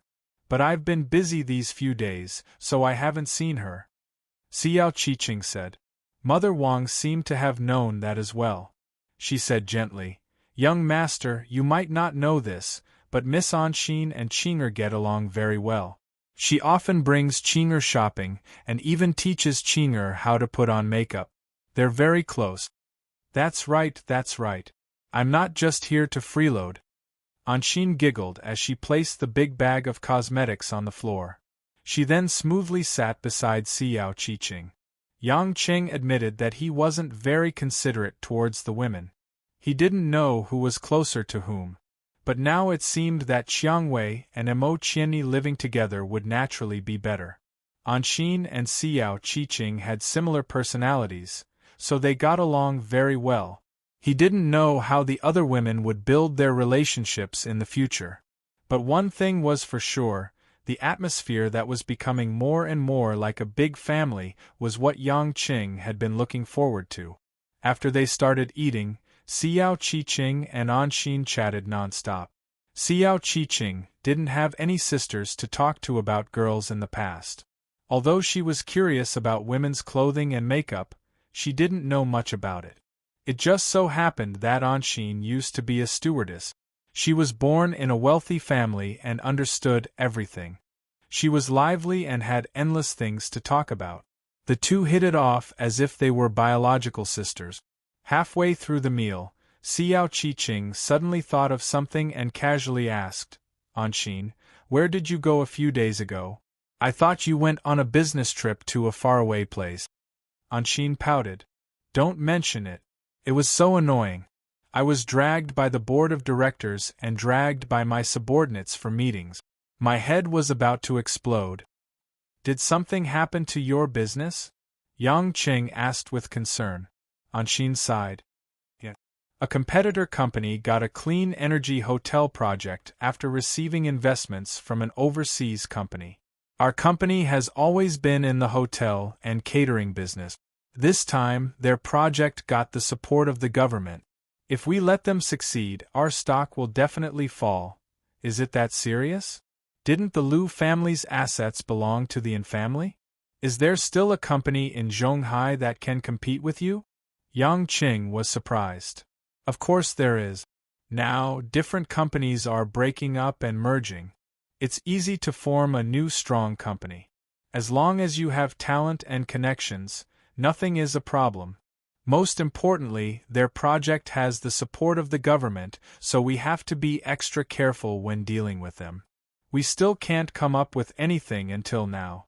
I'm running away. If I don't relax, I'll faint in the office. Alexian rolled her eyes. Xiao Qiqing hurriedly tugged on Yang Cheng's sleeve. Hubby, look at how pitiful Anshin is. Help her. Don't you have a lot of money? Why don't you buy that company? Yang Qing frowned and pretended to be angry. Nonsense. Is this something a human would do? They are not trying to harm us. They are seriously competing with us in the business world. No matter if it's a conspiracy or not, there can never be too much deception in war. If I forcefully interfere with their business just because I have money, I will be no different from a robber. Even if I buy this company, what about in the future? Can I buy all of my competitors' companies? If I really can't beat them, then so be it. Even if the company is gone, I will support you guys. All right. I was just saying. No matter what, Anshin's company has been passed down from generation to generation. It would be a pity if it was gone. Xiao Qiqing said. Anshin said helplessly, I used to think that doing business and managing a company wasn't difficult. But after becoming the chairman, I realized that it wasn't that simple. There are many things that I feel more and more powerless. That's why I admire Sister Ruoshi. She was a few years younger than me when she became the CEO, but she actually grew bigger and bigger. She's too amazing. At the mention of Lin Ruoshi, Yang Cheng's face unnaturally revealed a hint of bitterness as he laughed at himself. Mother Wang saw this and asked with concern, Son-in-law, I haven't asked yet. Did you go these 2 days? Is Miss willing to go home? Anshin and Xiao Qiqing also looked over with concern. Although the women didn't say it, they must be thinking about it for various reasons. Chapter 1190. Yang Qing heaved a sigh of relief. He raised his head and frowned. Mother Wang, I think Ruoshi won't be coming back anytime soon. Mother Wang widened her mouth in shock. What are you talking about? What happened? Yang Qing didn't hide anything. He told her about how Lin Ruoshi rejected him at the door yesterday morning and how Lin Ruoshi fought with him over breakfast this morning. Mother Wang, I really can't think of a solution. I really can't figure it out. I was just thinking about her and wanted to send her breakfast. Bumping into Hong Yin in the corridor isn't something I can control. I can't just turn around and leave when I see her, can I? Ruoshi must know who I'm going there for, but why must she be so angry at me? Yang Qing said in distress. Anshin and Xiao Qiqing had complicated expressions on their faces and didn't say anything. Wang Ma silently pondered for a moment, then relaxed her brows and softly said, Son-in-law, I know you have resentment in your heart for treating you like this, but as you said, Miss must be clear in her heart that your original intention was to treat her well. But sometimes, when a woman thinks about something, she doesn't think about whether it's right or wrong or who's responsible for it. These are all secondary. Yang Chen asked in return, Then what should I think about? Attitude. Mother Wang said. Attitude. That's right. What women care more about is a man's attitude towards women. Mother Wang smiled. It might be an exaggeration, but I feel that Miss is angry at you and unreasonable. Although she's at fault, your attitude is also part of the responsibility. For example, although you went to apologize, you didn't say a word and went straight to her door. Then, you acted as if Miss would calm down and come back obediently. You must have made Miss uncomfortable. This is also her character. She's very prideful. Actually, she has a soft heart. As long as you lower your attitude and be polite, Miss won't resist. Just like this morning, as long as you're smiling and don't go head-on against Miss to correct and explain, Miss's original intention is to throw a little tantrum. How would she really misunderstand that you specially bought breakfast for Assistant Zhao? Yang Qing only felt enlightened. It seemed like it was really like that. He was indeed overconfident. He always felt that when Lin Ruoxi was angry, she would change back to normal after a little coaxing. Although he apologized sincerely, he didn't feel a sense of crisis and felt that it was reasonable. That makes sense. Yang Qing smiled awkwardly, but Mother Wang, right now Ruoxi and I are at a deadlock. I don't even dare to go look for her. I don't know how angry she is at me. Anshin, who had been listening all this time, suddenly blinked her eyes and said, "How about? I'll go see Sister Ruoxi?" "You go?" Yang Qing laughed. "Darling Anshin, aren't you afraid of seeing Ruoxi the most?" Anshin pouted. "I'm afraid I'm a little afraid, but Sister Ruoxi actually doesn't mind seeing me the most. I'm easy to bully. I can help you see her emotional state and then I can ask her something." "Ask Ruoxi what?" Yang Qing asked curiously. Anshin bit her lips embarrassedly. "Well, it's about our company. I think Sister Ruoxi is so good at business, she definitely has a way to help me save the situation." Yang Qing smiled, but thinking about it, it was a good idea. If Lin Ruoxi was willing to help Anshin, it also showed that the woman didn't really hate him in her heart. After dinner, Yang Qing accompanied the two women and Mother Wang to watch TV for a while. Anshin still had a meeting the next morning, so she had to go back early. Yang Qing took the initiative to send Anshin out of the house, gently hugged the woman's soft waist, and warmly said, "I know you always have a happy face, and you don't want to show the pressure, but your family's business is facing a difficult situation, you must be very uncomfortable. If you're tired, then say it. I'm your man, I can't really do nothing." Anshin smiled charmingly, and for a while, she leaned on Yang Qing's chest. "I know, but I also feel that I can't rely on you for everything, so I feel very useless. In the past, I was still young and insensible, and I felt that Dad was not good at everything, so I ran away from home and became a flight attendant, thinking that I don't have to worry about the family's company, nor do I want to do business. But now that the burden of thousands of people is on my shoulders, I realized that Dad was really tired back then. It's a pity that he's no longer here, but I hope that I can keep the business that Dad and Grandpa passed down." After quietly hugging her in the dark for a while, Yang Qing gradually let go of the woman and pinched her delicate face. "Don't be afraid, go see Ruoxi tomorrow.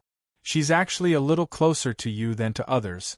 Otherwise she wouldn't keep staring at you and bullying you. No matter what, she's not good at singing, dancing, and playing, but she's really good at business. At least I was fooled by her to the point that I didn't have any temper." Anshin pouted. "I know, I'm the easiest to bully anyway." Yang Qing lowered his head and kissed the woman's red lips and laughed. "They bully you, I love you." As he said that, Yang Qing took out a few crumpled $10 bills from his pocket and stuffed them into Anshin's hands. Anshin frowned. "Hubby, why are you giving me money?" "Oh, I just want you to buy some glutinous rice balls to eat to soothe your wounded heart." Yang Qing laughed. "Of course, if it's not to your liking. Buy it for your sister Ruoxi to eat. Remember to buy Zhao Ji's glutinous rice balls. There's a branch under the Yu Tsong building. Don't say that I told you to buy it, lest Ruoxi gets jealous again." "Glutinous rice balls? But I don't like it." Halfway through his sentence, Anshin finally understood. Looking at Yang Qing's forced expression, she giggled. "So you're still using me as an excuse to please the Empress? Humph, I thought you really cared about me. You don't have the face to personally bring it over. Borrowing my hand, I'm already like this, yet you're still using me. Hubby, you're too bad. Look at you, I already said that you can eat it first. If you don't like it, you can give it to Ruoxi. I put you in front of me." Yang Qing shamelessly said. Then why are you giving me this little money? Even if my company has a problem, it shouldn't be that I don't have this little bit of money, right? If you want to give me more, give me a few billion, I'll buy that competitor's company. Of course it's a matter of my heart.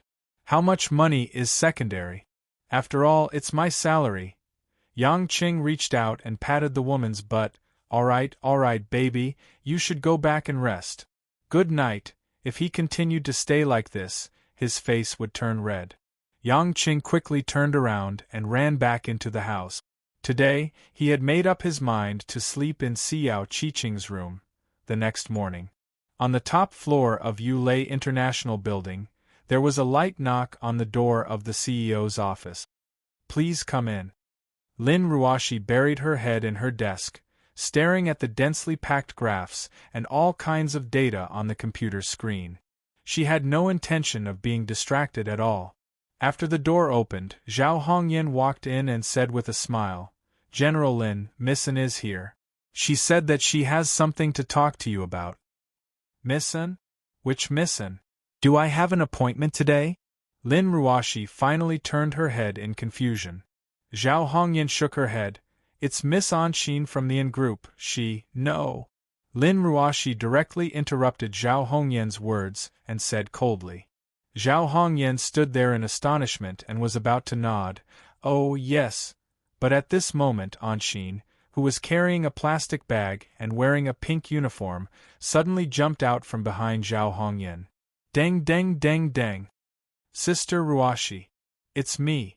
How can you not see me? I brought something to see you. Anshin ran into the office with a smile, and Zhao Hongyan couldn't stop her even if she wanted to. Wow, Sister Ruoshi, your office is so grand and spacious. Don't you think it's spacious here? Do you want me to buy some flowers and decorate it for you? An Xin unceremoniously sat on the sofa and started chatting with him. Lin Ruoshi frowned, but she couldn't kick her out since she already came in. She signaled Zhao Hongyan, and the latter quietly closed the door and left. After sorting out the documents on the table, Lin Ruoshi walked to the sofa and sat down. Just when she was about to ask questions, she glanced at the bag Anshin placed on the coffee table and gulped. Glutinous rice balls? Ah. Sister Ruoshi, your nose is so sharp. You can smell glutinous rice balls without opening it, Anshin said in surprise. Lin Ruoshi rolled her eyes. Idiot, it's written on the package. Chapter 1191. Only then did Anshin react. Oh, I didn't even notice. Lin Ruoshi cleared her throat and purposely didn't look at the bag. Speak, why are you looking for me in broad daylight? I just want to see Sister Ruoshi. Anshin rubbed her hands on her thighs and smiled embarrassedly. Don't waste my time. If you have something to say it quickly. Lin Ruoshi frowned. Anshin's body tensed up and asked softly, Sister Ruoshi, when are you going back? Just be merciful and calm down. Lin Ruoshi looked at Anshin meaningfully for a while, then suddenly asked with a smile, Do you really want me to go back, or do you just want to ask? Anshin was stunned for a moment, then immediately said, Of course I sincerely hope so. Sister Ruoshi, you quarreled with your husband like this? We also feel bad. Anyway, my heart feels like it's hanging in lead. I always feel uncomfortable. Why? If I were to divorce Yang Qing, wouldn't you guys have a better chance? Lin Ruoshi asked again. Anshin smiled bitterly. There is a chance, but the chance does not mean that it is what we are really looking forward to. Sister Ruoshi, I really hope that you and your husband can always be good. I think it's not only me, Sister Qiangwei and the others also think the same. Think about it carefully. When your husband was abroad and when he returned to Huaxia, he would not lack women. However, when he met Sister Qiangwei and Jingjing, he did not have any intention of being together. I don't think he is the kind of person who places too much importance on ordinary relationships between men and women. He would only be willing to settle down with a woman that he truly loves. None of us can make him build a family with Anshin, only you can do it. So, even if we love him, we won't fight with you. Just calm down, your husband looks fine on the surface, but he must have a heavy burden in his heart. Lin Ruoshi listened quietly for a while. After a long time, she said, "You're very direct." Anshin smiled innocently. "I know I'm not as smart as you, so there's no point in beating around the bush. I might as well say what's on my mind." "Did he tell you that I like to eat glutinous rice balls?" Yeah. Anshin nodded. "He was the one who gave me the money to buy the glutinous rice balls. He even pretended that he wanted me to buy glutinous rice balls to eat, but I don't like glutinous rice balls at all." "What?" Lin Ruoshi's voice suddenly went up an octave. She suddenly stood up and said angrily, "What's so great about you? Why didn't he like eating glutinous rice balls? Do you know how cute glutinous rice balls are? Isn't it delicious?" Anshin was stunned. Her entire body quivered as she shrank back in fear. I mean, I've never eaten glutinous rice balls." "Humph, don't talk nonsense if you haven't eaten it before. I hate people who don't like glutinous rice balls the most." Lin Ruoshi then sat down calmly, as if the sudden rainstorm was just an illusion. Anshin patted her chest with some lingering fear and smiled fawningly. "I also think that glutinous rice balls are very cute, hee. But the most important thing is that Sister Ruoshi likes it. I specially bought some more flavors. My husband said that Sister likes to eat Zhao Ji's balls, so I went to buy them early this morning." "You only know how to play tricks." "Humph." Lin Ruoshi's eyes revealed a hint of joy, but it disappeared in a flash. She casually took the bag, opened it, and took out a box of glutinous rice balls. One by one, the glutinous rice balls of different colors were stuffed there, waiting to be enjoyed. Under Anshin's slightly nervous gaze, Lin Ruoshi picked up a rice ball with both hands, as if she was holding a treasure, and subconsciously moistened her lips with her pink tongue. After taking a bite, the woman chewed as if her life was already complete, as she happily chewed. Anshin even felt that if there was a man who looked like the glutinous rice ball, Lin Ruoshi would definitely love him to death. Just when Anshin didn't know whether she should continue talking and was waiting for Lin Ruoshi to finish eating the rice ball, Lin Ruoshi looked over with a hint of a smile on her face. "Say it, I know you have something else to talk to me about." Anshin asked hesitantly, "Sister Ruoshi, how do you know? Because if someone were to come and persuade me, the first choice would be Wang Ma. For someone like you, I'd be lucky if you didn't piss me off. Since you're here, you must have recommended yourself." "Of course, you have other reasons," Lin Ruoshi said vaguely as she chewed on her food. She was humming a tune that couldn't be considered high-pitched. Anshin let out a breath, thinking that she really couldn't hide anything.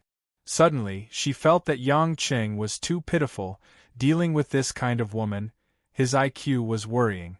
However, she still had to ask what she should ask, so Anshin smiled and said, "Sister Ruoshi, actually, my company has some problems, I don't know what to do, so I want to ask you to help me think of a solution."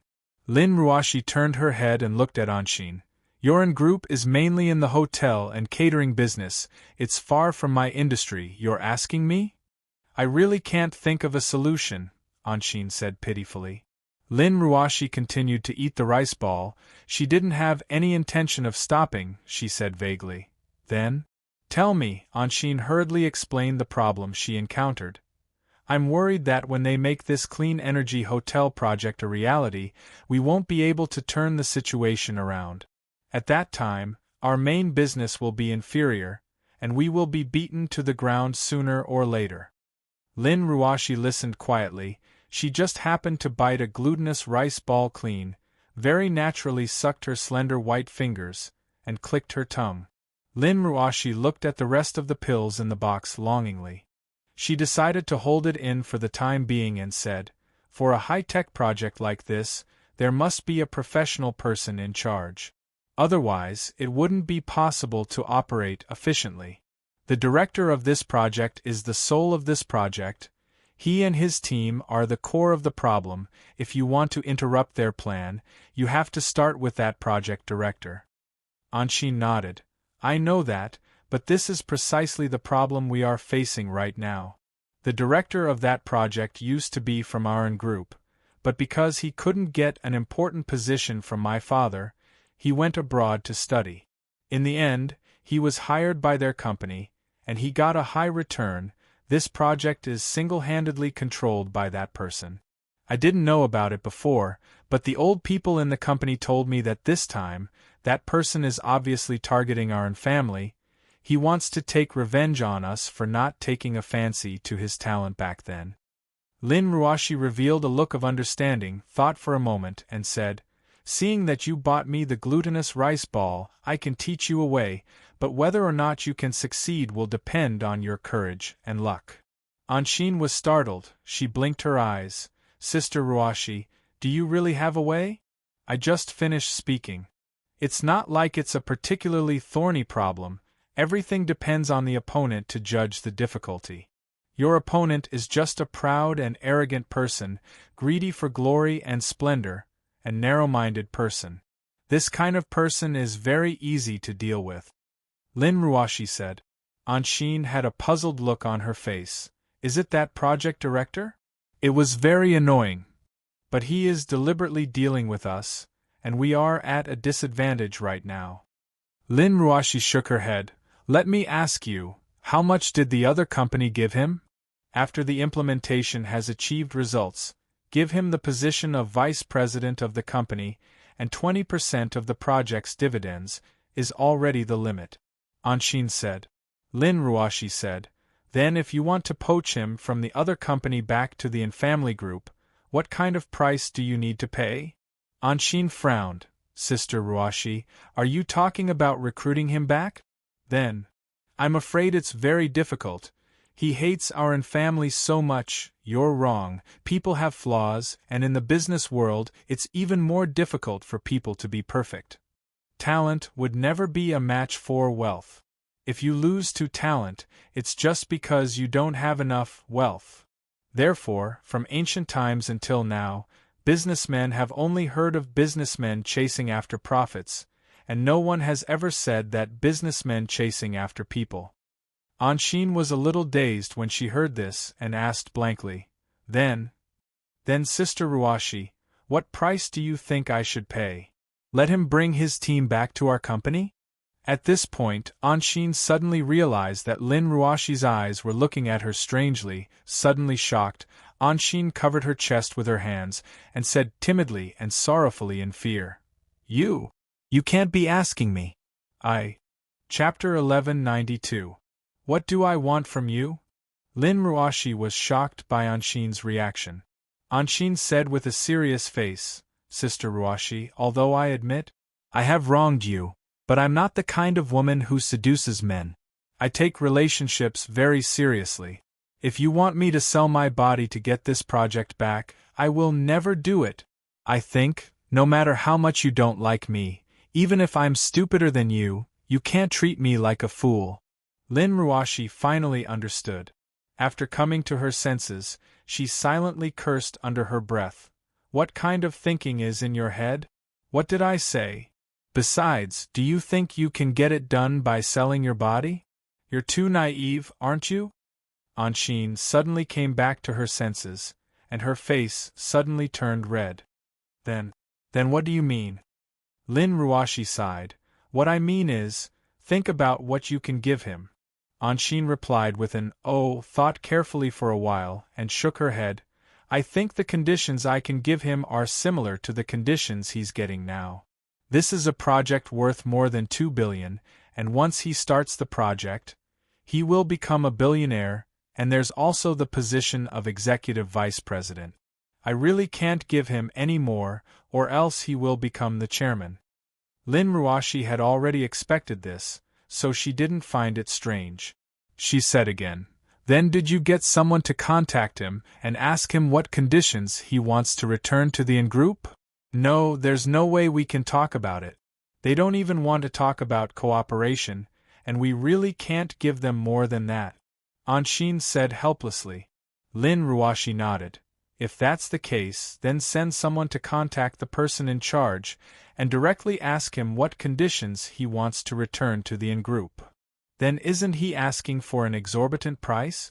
Let me finish, Lin Ruashi said unhappily. Oh. Anshin shrunk her head. Lin Ruashi stood up and paced back and forth. After a moment of deliberation, she continued, after you contact that person, no matter how he taunts and makes sarcastic remarks, treat him well and act as though you have something to ask of him.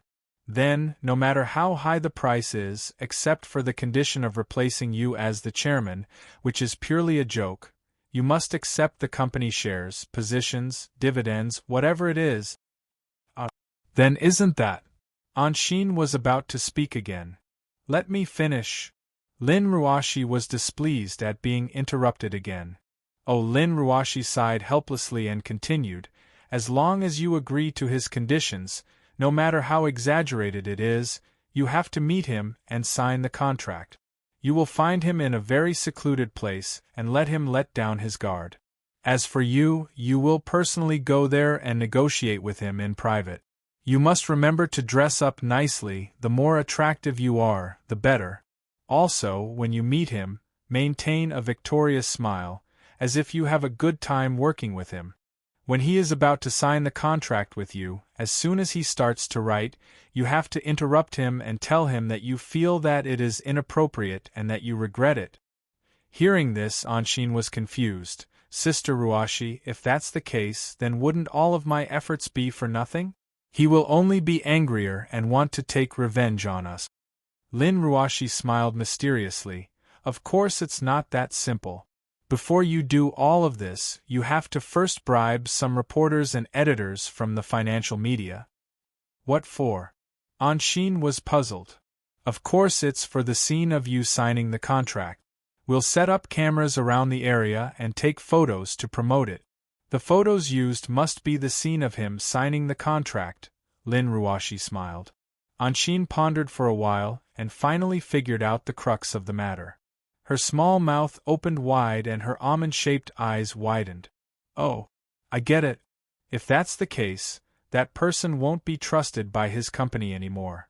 Also, because he's been in contact with our group and because I look like I've succeeded in the photo, they'll believe that he's already agreed to sign a contract with us and is planning to play infernal affairs. That's right. Lin Ruashi nodded. This is a major project that involves the survival of the company, so they won't dare to be careless. At this crucial stage, if he meets with you and signs some documents as the person in charge, he will be suspected by the company regardless of whether he signs it or not. After all, professional matters cannot be completely controlled by the executives of other companies. Moreover, his team will think that he is betraying the company. If I'm not wrong, there will be disagreements within his team after this. When that time comes, he will either be offered less or he will be kicked out of the company. And a proud person like him will not tolerate anyone suspecting him, so he will most likely run out of the company. At that stage, you can give him a relatively good offer and call him back to the company, entrust him with an important task, and continue his project. Then, even if he is dissatisfied with you, he can only obediently work for you, and a part of his team will follow you. No matter what, in terms of funds, experience, and even connections with the government, your company is stronger than your competitors. He won't refuse a bigger stage, will he? Anshin jumped up from the sofa in joy. Yay! That's right. Why didn't I think of that? I can give him an offer, but I can also not give it at the last minute. Sister Ruashi, you're so smart. I want to kiss you. Anshin was overjoyed. She ran forward and hugged the flustered Lin Ruashi, kissing the woman's face several times in a row. In the end, there was even a heavy kiss between the lips. Lin Ruashi's beautiful eyes widened. She was already scared stiff. Haha, I'm going to tell our public relations team to immediately buy a few small financial media outlets and expose that guy's past in the family. This method will definitely work, Anshin said cheerfully. Lin Ruashi felt that her lips still carried a sweet fragrance. This was the first time she had been kissed so fiercely by a woman.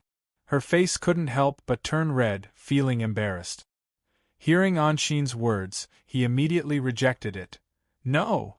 You can bribe those reporters, but you definitely can't buy those media outlets. Why? Anshin was puzzled. Because once you buy them, they will be able to find out that the media that publish the news is backed by your own family. Then, will they still believe the reports? Therefore, you can only buy people and not buy companies. In addition, the location of your negotiation can be very quiet and hidden, but it can't be a small enclosed room, because that kind of place doesn't seem like it can be secretly photographed. It's obvious that someone deliberately designed it, and it's not natural enough. Lin Ruashi reminded. Anshin sucked in a breath of cold air and looked at Lin Ruashi strangely. Being stared at like this, Lin Ruashi touched her face and asked doubtfully, "Why are you looking at me like that? What's wrong with my face? Could it be your lipstick mark?" "No." Anshin shook her head and sighed. "I was just thinking, luckily we are in the hotel catering business. If I also sold clothes, my family's company would have already been bought by you, Sister Ruashi. You're too thoughtful, and it's in such a short period of time." Lin Ruashi disapproved. "I thought you would say that my heart is very poisonous, but it's actually not a very profound plan, it's just a small trick. The main thing is that that person is easy to deal with, and the weakness is too obvious." Anshin smiled gently, then opened her arms and hugged Lin Ruashi. "Thank you, Sister Ruashi. I knew it. Although you always bully me, you still love me a lot in your heart." Lin Ruashi quickly grabbed Anshin's soft waist with both hands and pushed her away. "It's so corny, you're not allowed to hug me in the future, and you're not allowed to kiss me." Anshin stuck out her tongue, obviously not taking it seriously. After talking about the implementation of the plan in detail, Anshin left the office with light footstep. Lin Ruashi breathed a sigh of relief. To be honest, Anshin's age was not much younger than her, but she always felt that she was a child who couldn't grow up. It was like she was dealing with a little sister, which made her scalp tingle, but also made her very happy. She helped Anshin, helped that bad guy's lover, but she still felt quite happy. Did she really treat Anshin as a little sister, or did she really treat those lovers as her own people? Turning her head, looking at the 2 boxes of glutinous rice balls on the sofa, Lin Ruashi's eyes revealed a touch of complex thoughts. Chapter 1193. It was the end of December and Christmas was just a few days away. As night fell, it was getting colder and colder in the mountains. The bare trees were interspersed between the evergreen pines and cypresses. From afar, it looked like there were many brown dots on the green curtain. After getting off work, Lin Ruashi drove her red Bentley back to the mansion that she had just moved into not long ago. In this secluded residential area, there were barely any cars on the road. Along the way, looking at the deep mountain scenery flashing by outside the car, Lin Ruashi felt her heart was heavy and suffocating. Just like that, she arrived home in a daze. Lin Ruashi took out the key and was about to get out of the car, but she was slightly stunned. He saw an Audi A8 parked outside his house. It was an unfamiliar black sedan, and it was quietly waiting there. It seemed that it had been here for a while. Lin Ruashi immediately realized something, but she frowned and felt that it was unlikely. If that person was in ancient times, he would be very busy. How could he have so much time to come to such a secluded place when others were having dinner? But after a while, the person in the Audi pushed the door open and got out. Wrapped in a thick black cashmere coat, Ning Guangyao wore a gray scarf and exhaled white-hot air as he got out of the car. Seeing that Lin Ruashi didn't get out of the car, Ning Guangyao showed a kind smile and waved at Lin Ruashi in the car. Lin Ruashi was stunned. When she came back to her senses, a strange feeling emerged in her heart. After hesitating for a while, she got out of the car helplessly. "Ruashi, you're off work?" "Haha, I was just telling my assistant that you should be here soon." Ning Guangyao walked up and laughed as if he was very familiar with her. "What are you doing here?" Lin Ruashi looked away and asked indifferently. Ning Guangyao didn't mind. He smiled and said, "I was worried about you, so I came to see you." Seeing that you're doing well, I'm relieved. Worried about me? Lin Ruoshi was a little confused. Ning Guangyao sighed and said, even if you don't tell me, I know. Didn't you have a conflict with Yang Cheng and separated? Don't blame me for secretly inquiring about this matter. I've always been concerned about you since you were young. Premier Ning, it's none of your business, right? Lin Ruoshi replied unhappily. How can we not care about this? You are my daughter. How can I let you be bullied by the Yang family? You were right to move out. I, Ning Guangyao's daughter, cannot be wronged. I know that they must have wronged you. You are a kind-hearted child, I know all of this. Ning Guangyao said earnestly. Lin Ruoshi suddenly felt a little flustered. Ning Guangyao's gentle and loving gaze made it harder and harder for her to resist. Enough, don't say any more. I will take care of my own business. Lin Ruoshi said resolutely. Premier Ning, you should leave quickly. Don't come here for an outsider like me in the future.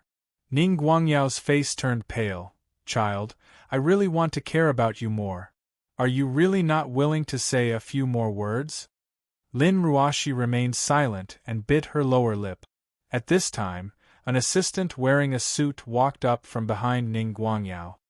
Premier, there's an emergency meeting tonight. If we don't go to the airport now, we won't be able to get back to Beijing in time. Ning Guangyao frowned and said, Can't you see that I'm talking to my daughter? But, this. The assistant looked anxious. Lin Ruoshi subconsciously raised her head. Seeing this scene, her heart couldn't help but soften a little. He didn't expect Ning Guangyao to have a meeting tonight, but he took the time to come to Zhonghai to take a look at him. Premier Ning, official business is important. You should leave first. Lin Ruoshi said tactfully. Ning Guangyao had a struggling expression on his face, but in the end, he gritted his teeth and said helplessly, All right, since Ruoshi said so, then I'll come see you next time. If you feel wronged, just tell me. Didn't I give you my contact number last time? Don't worry about whether I'm working or not.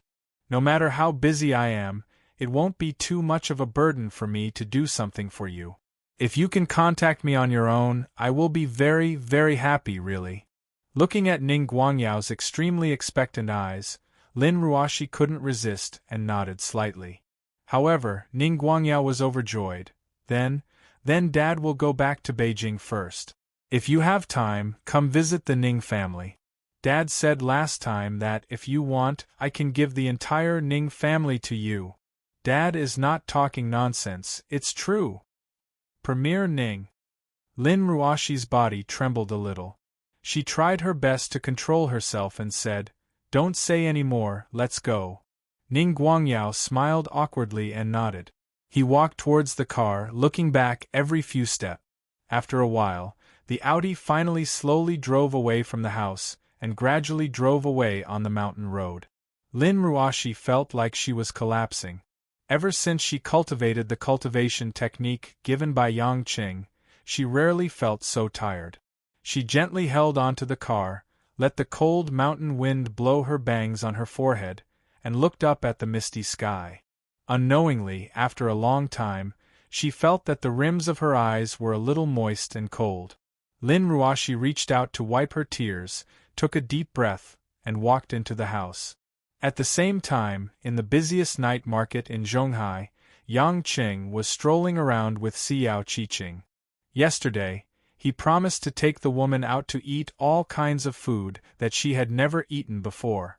Yang Qing also remembered clearly, and he didn't want to go back on his words.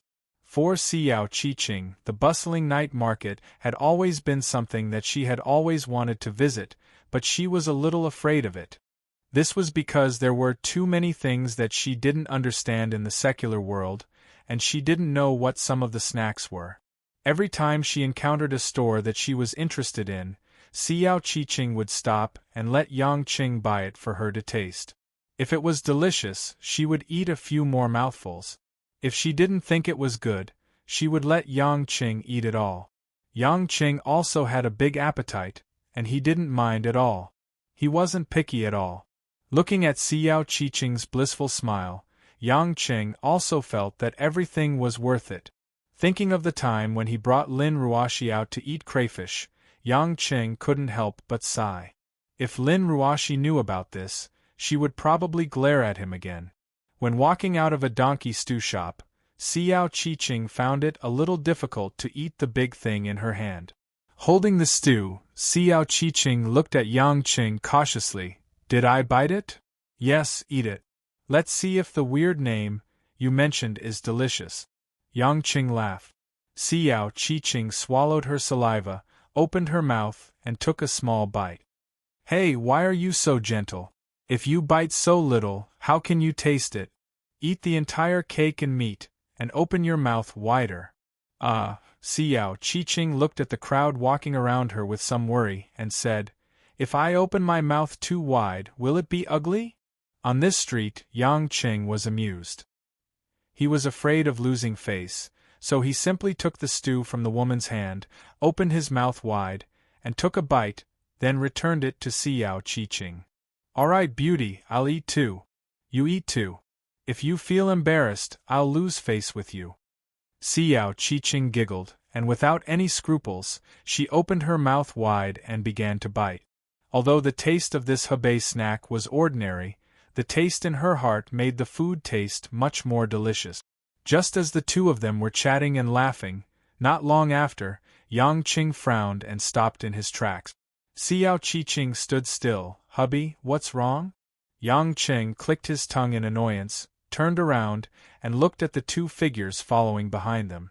He saw a handsome Caucasian youth wearing a black trench coat, and a cute Caucasian girl with curly hair tied up in a red bow, following behind the two of them at a distance. The Caucasian youth's face was ice-cold, and his childish appearance, coupled with a deep hatred in his eyes, made him look a little strange. Hey, little guy, I pretended not to see you because I was too lazy to bother with you. Don't be so ungrateful. My patience is limited. Today, I'm accompanying my woman out shopping, and I'm too lazy to dye my hands red. Yang Qing said helplessly in English with a London accent. Humph, demon, today I came to avenge my father. If you don't want me to follow you anymore, then choose a place without ordinary people and duel with me. Chapter 1194. This young man who kept shouting demon was naturally the one who Yang Qing had met before, the magician of England's Sword in the Stone, Prince.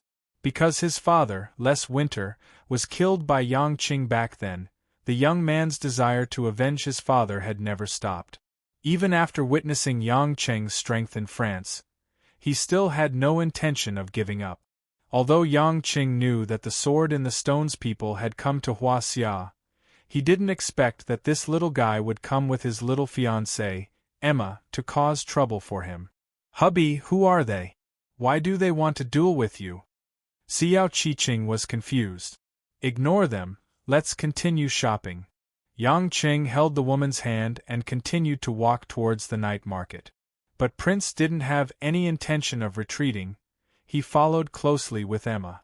Originally, they were having fun, but suddenly knowing that there were two guys following them, Xiao Qiqing lost her mood and couldn't act naturally. Yang Qing noticed that the woman was worried and couldn't continue playing. He was a little annoyed and said to Xiao Qiqing with shame, Qing, why don't we stop eating here today? I'll accompany you to play another day. These two little guys don't know how to write the word pain if they don't get beaten up a few times today. Xiao Qiqing naturally didn't have any objections. She didn't want to be stared at with cold and murderous eyes no matter what she ate or did. The two went to the parking lot to get the car and drove west. Prince also followed closely. Even when they reached the western suburbs villa, they still couldn't get rid of Prince and Emma. After getting out of the car, Yang Qing saw the young man and woman also getting out of the car. He couldn't help but smile bitterly. The little guy's driving skills are not bad, looks like he's determined to fight with me. But you've seen my strength in France, let me tell you, I'm much stronger than before. Do you think you have a chance of winning to avenge your father? My little prince has also become stronger. Don't look down on me. The young girl Emma was the first to speak up for her fiancé. "Shut up, woman, it's not your turn to speak." "Who said I'm yours?" Prince reprimanded him in displeasure and coldly snorted at Yang Qing. "After that incident, I put even more effort into studying mind magic. I'm now several times stronger than my father was back then. It's all for the sake of eradicating you, you devil."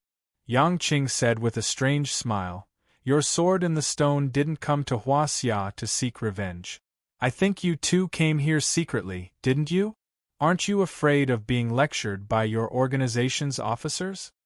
Prince's face turned a rare shade of red. Clearly, he had been hit on the mark. He forced himself to remain calm and said, "Cut the crap. I'm going to attack."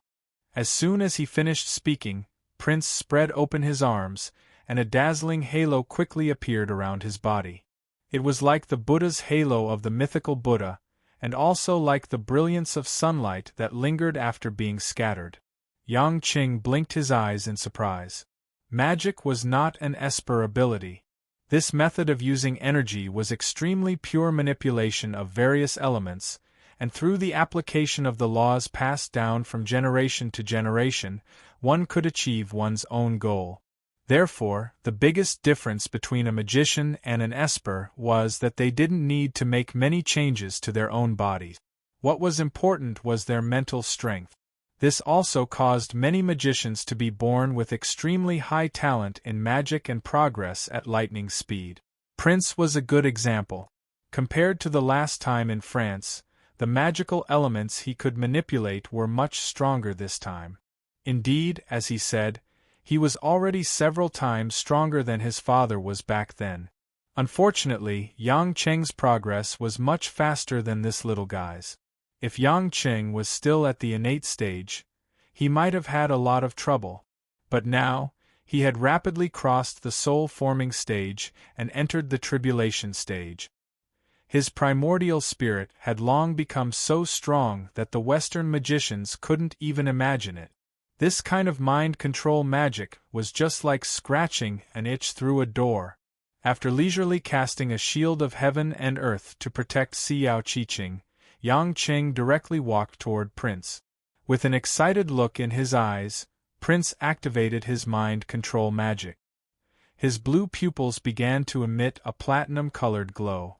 A dazzling ball of light formed in front of Prince's chest, emitting a bewitching glow. "Yes, just come closer like this. You demon! I'll make you kill yourself with your own hands," Prince muttered to himself, constantly strengthening his control over his mental strength. But gradually, Prince realized that as Yang Qing walked closer, his magic didn't have the slightest effect. Yang Qing looked very clear-headed, not the slightest bit affected by this kind of mind control magic.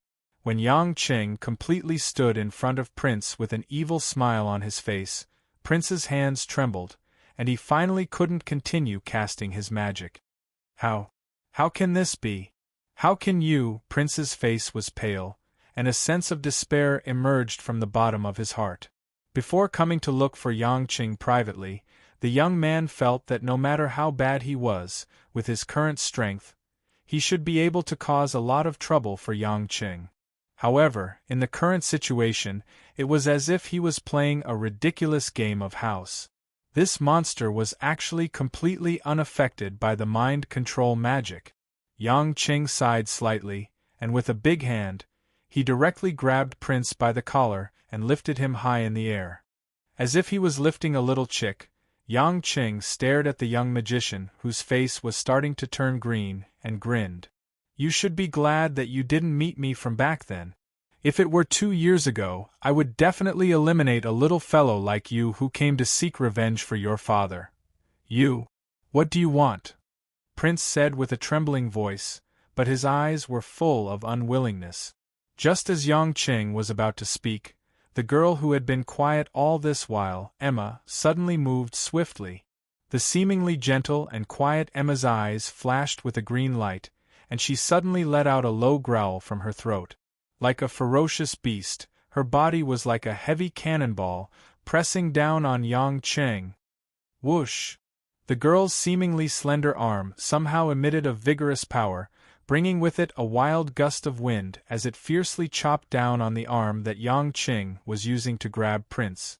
Yang Qing couldn't help but be startled, but he didn't think of stopping it, and let Emma's hundreds of kilograms of force smash down on his arm. Bang! After a loud muffled sound, Emma was blasted away by the recoil force. She staggered and almost fell. Yang Qing's physical strength was too terrifying. Even with hundreds of kilograms of force smashing down on him, he still didn't move an inch. Yang Qing whistled. "I've been thinking, little girl, what kind of magic are you practicing in the Merlin Magic Association? You should be a druid magic user, right? Was that the power of a wild bear just now? You? How did you know?" Emma anxiously looked at Prince, her little face blushing as she asked with a childish tone. "Well, I've killed too many strange opponents. I've also killed many people from the sword in the stone, so it's only natural that I've seen them," Yang Qing said a little embarrassedly. "Demon!" Prince's eyes were bloodshot. He turned his head and shouted at Emma, "Woman, run! He will kill you too." "No. I won't abandon little Prince." Emma stubbornly shook her head. Yang Qing was a little confused. "Hey, when did I say I'm going to kill you? Kid, don't talk nonsense. I'm a father now. I'm not in the mood to kill young boys and girls like you." Just as Yang Qing was about to put Prince down, two black Mercedes-Benz G-Series SUVs sped over from afar. The people from the Sword in the Stone discovered that Prince and Emma had secretly left the group and hurriedly came to find them. Lola, whom he had met in France, was wearing a sexy black leather windbreaker. Her blonde hair was curled up, and she had a serious expression on her face. She led several men and women of different shapes out of the car. "Your Majesty Pluto, please have mercy." Lola smiled apologetically, and with a gust of wind under her feet, her figure flashed in the air and appeared beside Yang Qing. "Your Excellency, Prince is still a child. He's not even 18 yet, so please be magnanimous and forgive his reckless and willful behavior. When he grows up and realizes the gap between you and him, he'll naturally not cause trouble for you." Although that was what she said, the group of people from the Sword in the Stone still stood there nervously, ready to rescue him at any time. Yang Qing sneered and casually threw Prince back to them. "I'll give him back to you. This is my place, get lost." Lola heaved a sigh of relief and immediately thanked Yang Qing, not daring to stay any longer. At the same time, she glared at Prince, telling him to stop arguing. Knowing that it wasn't a joke to anger Yang Qing, Laura and the others left as quickly as they came. When the two cars were out of sight, Xue Jiqing walked up to him and asked curiously, "Hubby, why is it that the Sword in the Stone's men are roaming freely in Zhonghai? Why didn't the Yellow Flame Iron Brigade come out to stop them? Are they still afraid of the Sword in the Stone when they are already in Huaxia? Who said they didn't do anything? They want to borrow my hand to teach them a lesson, but unfortunately, I won't fall for it." Yang Qing smiled and turned to look at the gap between a villa and a thicket. He shouted, "Come out, we haven't seen each other for a long time. Is there a need to hide?" Xiao Qiqing turned back in surprise, and when she saw the person slowly walking out, she couldn't help but be curious. Chapter 1195. It was an old man in a gray robe. His age was indiscernible, and he looked amiable. No matter how you looked at him, he didn't look like someone from the Yellow Flame Iron Brigade. But it was Gray Robe, whom Yang Qing hadn't seen for a long time. After Lin Jigua left, this old man from the group of 8 had been staying in Yanjing to take care of the Lin family that was gradually declining. Yang Qing guessed that if it wasn't for the fact that the Yellow Flame Iron Brigade didn't have enough manpower, they wouldn't have asked him to come. "Young Master Yang is really advancing 1,000 miles in a day, you can't be compared to the past." Gray Robe laughed. Yang Qing frowned. "That's weird, why can't I see through your cultivation?" The gray robe in front of him was very different from the one he had seen in the past. However, Yang Qing couldn't tell what was strange about him. He couldn't see through him. Gray Robe smiled. It's normal for an old man to have some realizations. When it comes to cultivation, it is inevitable that everyone has their own understanding of it. It is not difficult to conceal one's cultivation. Yang Qing nodded. Grey Robe was too lazy to probe further. Follow them if you want to keep an eye on the sword in the stone. I have to go home for dinner. Grey Robe called out to Yang Qing just as Yang Qing was about to enter the house with Xiao Qiqing. Young Master Yang, aren't you curious about where the people of the sword in the stone are heading to right now, since they left in such a hurry without saying anything? What does that have to do with me, as long as it's not at my house? Yang Qing said nonchalantly. Grey Robe chuckled. I received news 10 minutes ago that the third generation of Camarilla's blood clan, Prince Udinese from the Brook clan, has found the location of the magical girdle using the demonic blood detection spell and is heading there with his men. Just get to the point, why are you telling me this? Yang Qing turned around. Grey Robe sighed. The target is at Nanshan in Zhonghai. Yang Qing's heart skipped a beat. Nanshan? Wasn't that where Lin Ruoxi was now? At this time, Lin Ruoxi had most likely returned to the villa. If a large-scale fight really broke out there, even if Nanshan wasn't the only mountain, it was still a mountainous area with a radius of tens of kilometers. It was hard to guarantee that it wouldn't be affected. Yang Qing made a prompt decision and said to Xiao Qiqing, Qing'er, you go back first and tell your mother not to wait for me. I have to go take a look. Xiao Qiqing also understood the urgency of the matter and nodded seriously. Yang Qing gratefully said to Grey Robe, Thank you for telling me. I'll treat you to a drink or two when I'm free. Go quickly. Although he's not of the Lin family's blood, he's still a child that we watched grow up, Grey Robe said meaningfully. Yang Qing didn't say anything more, and his figure instantly disappeared from where he was. Grey Robe stood there and looked at the dark sky from afar. Suddenly, a strange and evil smile appeared on his face. Nanshan villas. Because they were in the mountains, the air was exceptionally cold. The heater in the house was on, making every corner feel warm and pleasant. Lin Ruoxi walked out of the bathroom slowly, wearing a pair of panda slippers and a thick white sleeping gown. She went downstairs to the living room and turned on the TV. After turning on the TV, the woman was too lazy to choose a channel. She subconsciously lowered the volume, then sat on the sofa and picked up her phone. On the phone, there was a read message, which made Lin Ruoxi hesitate and bite her lip. Child, I'm in Beijing. I don't know how you and Yang Qing are doing. I'm too embarrassed to say sorry to you in front of you, but I asked Yang Qing to return the Fengxiang bracelet to you. I hope you can forgive me for being too eager to love my son. Lan Lan is having a good time with her great-grandfather in Beijing, but she misses her parents and wants to go back to Zhonghai before Christmas. If you're willing, give me a call or text back to make an appointment so that I can pick up Lan Lan at the airport.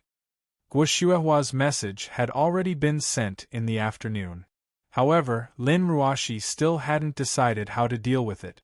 Lin Ruoxi's mind was filled with thoughts, and she could almost hear Lan Lan calling out "Mommy" in a cute voice. Thinking of her daughter, Lin Ruoxi couldn't control herself and her eyes turned red. After all, they hadn't seen each other for a few days, and she missed her a lot. At this point, everyone was at fault. However, if this continued, it would be too heartless for the child to have no parents. Lin Ruoxi pondered for a moment before dialing Guo Xuehua's number. After a while, Guo Xuehua picked up and said with a smile, Ruoxi, are you off work? Yeah, just in time. We're also eating. Let Lan Lan talk to you first? Guo Xuehua seemed very natural and didn't look like she had just resolved the conflict. Lin Ruoxi had to admire her mother-in-law. In fact, she was very thoughtful and resourceful. With just a few simple words, she resolved the awkwardness. Suddenly, Guo Xuehua's bitter laughter came from the other side. Ouch! Little ancestor. Wipe off the oil on your hands and then take the phone. Ouch! Grandma will give it to you. Don't be anxious. Don't fall. Yang Gongming's laughter was mixed on the side, which seemed to be happy and harmonious. Lin Ruoshi burst into laughter. She knew that Lon Lon was in a hurry to talk and grabbed the phone with her greasy hand. "Mom, Lon Lon misses you." Lon Lon finally grabbed the phone and shouted in a sweet voice. Lin Ruoshi's nose was a little sour. She restrained herself and said with a smile, "Mom misses Lon Lon too. Baby, do you want to go home?" "Yeah." "Lon Lon has eaten a lot of roast duck. Lon Lon doesn't want to eat anymore. I want to go home. Mom will pick up Lon Lon, okay?" Listening to her daughter's naive words, Lin Ruoshi couldn't help but feel extremely satisfied in her heart and kept agreeing. After talking for more than 10 minutes, she reluctantly said goodbye and made an appointment with Guoshuahua to send Lon Lon back to Zhonghai before Christmas. At that time, Lin Ruoshi would pick her up. From beginning to end, Guoshuahua didn't mention whether she would go back to Zhonghai or not, which made Lin Ruoshi relieved. After all, even if she was not angry with Guoshuahua, she would still feel awkward when she saw her in a short time. After hanging up the phone, Lin Ruoshi got up and went to the kitchen. Although she was not very hungry, she had to eat something. After learning cooking from Mother Wang for a long time, it was easy for her to make some simple dishes by herself. But when she walked a few steps, she heard the doorbell ring. Lin Ruoshi walked to the door and turned on the video device. What appeared on the screen were the faces of several strange, white men. The man in the lead had silver hair, a long face, pale but delicate skin, and his eyebrows were full of arrogance. An ominous premonition arose, and Lin Ruoshi hesitated whether to call the police or not.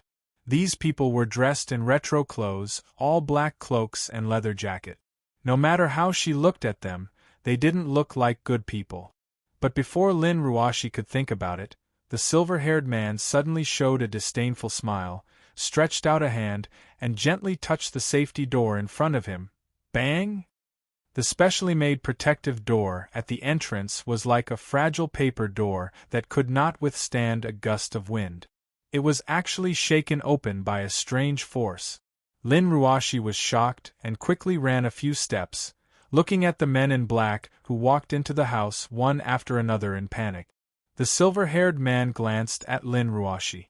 When he saw Lin Ruoshi's pink neck, his eyes slightly paused, and a touch of greed flashed in his eyes. "You? Who are you?"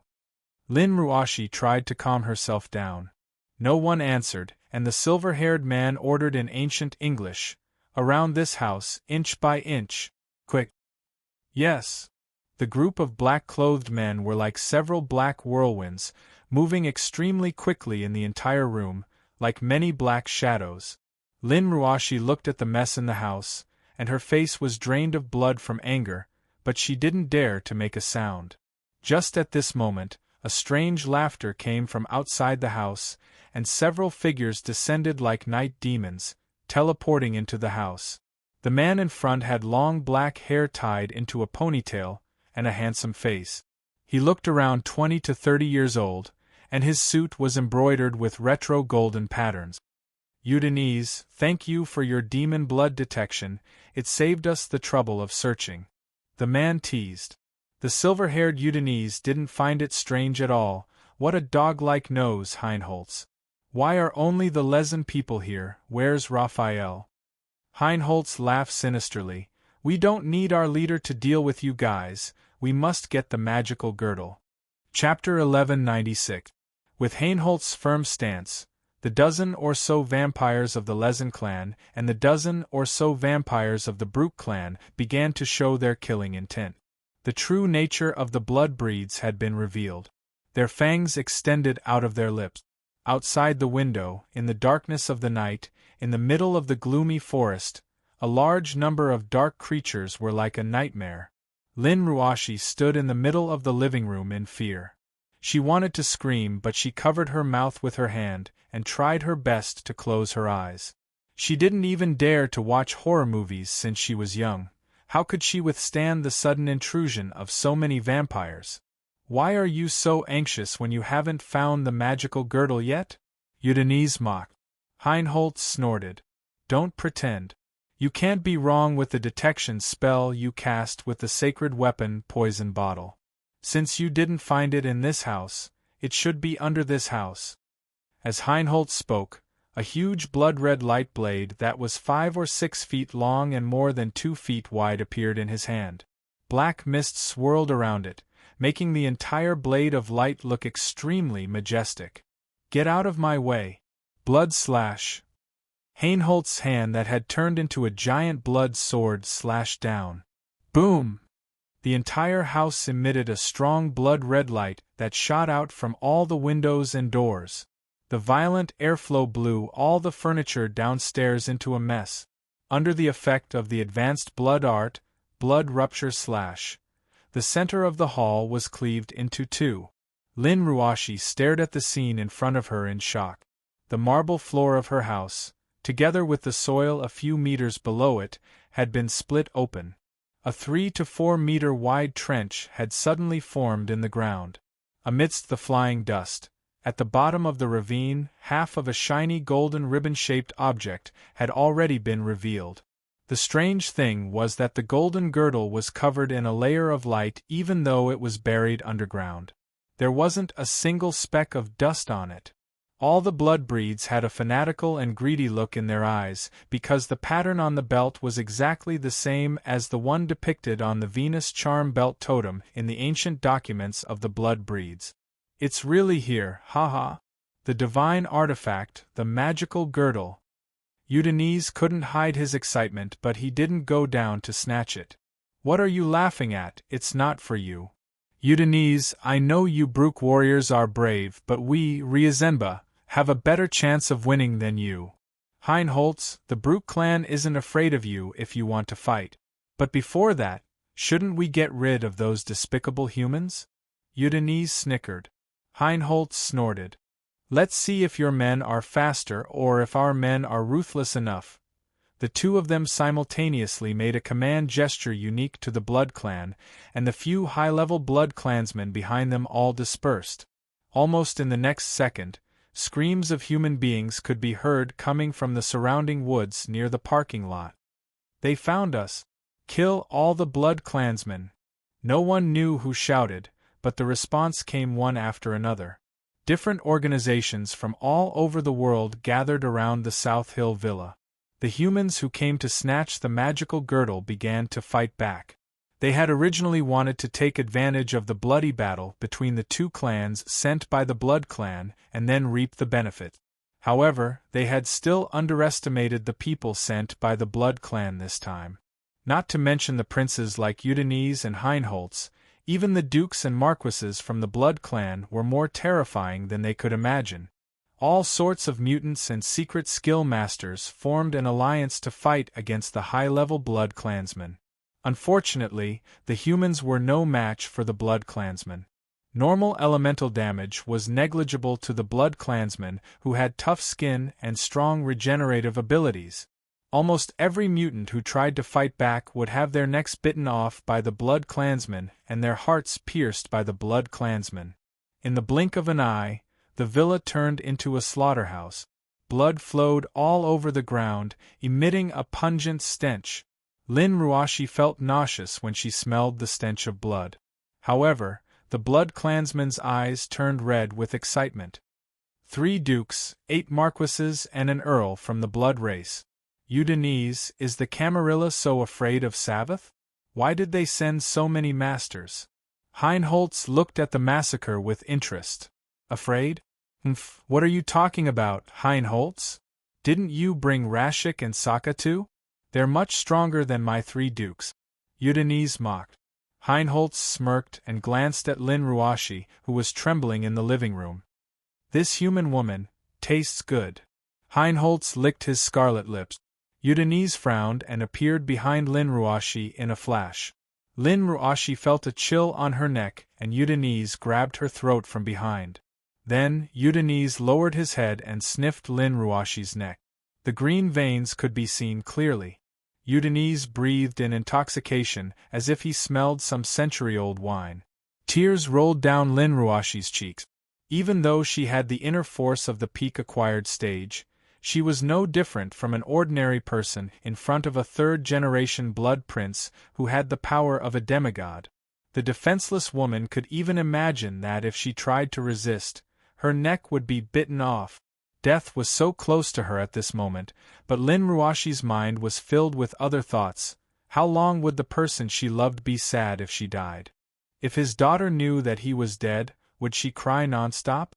I'm still too capricious. If I didn't move here, I would be having a happy dinner at home right now. Ah, it smells so good. It's been 100 years since I've tasted such sweet blood. Heinholz, this woman. I fell for her first. I'll enjoy this delicious meal after I kill you, Heinholz sneered. That depends on whether you're alive to taste this piece of meat.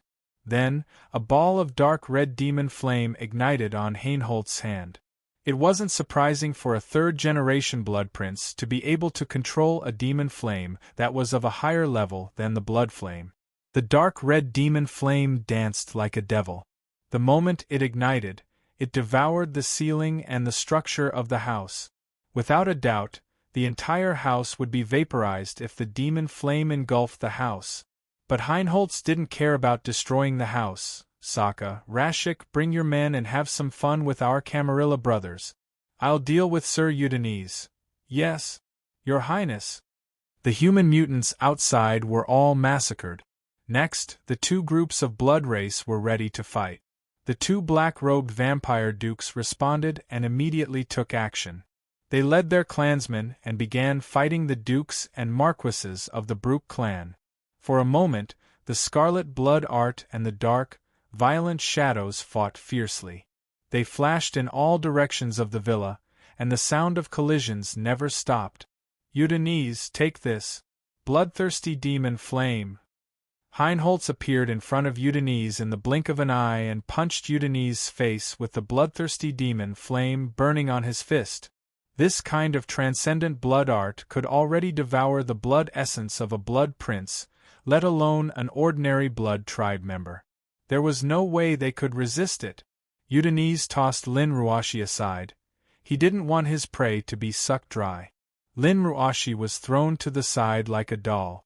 She rolled on the cold marble floor a few times before crashing into the wall. Ah! She felt as if her bones were being torn apart. The excruciating pain and the way he treated her made her feel humiliated. She gritted her teeth and got up from the ground, glaring at the silver-haired Udinese coldly. Lin Ruashi had made up her mind. If she was going to be sucked dry by a vampire, she might as well bang her head against the wall. At the same time, Udinese didn't take the bloodthirsty demon flame head-on. Instead, he took a few steps back and raised his hand, summoning two blood wolves formed from the demon flame. Heinholz didn't back down. He endured the bite of the wolves and punched them into pieces with his fist. The demon flame turned into a whip and lashed at Udinese. Do you think you can escape? Even your leader Sargeras isn't my match in terms of speed, let alone you. Die! Heinholz sneered.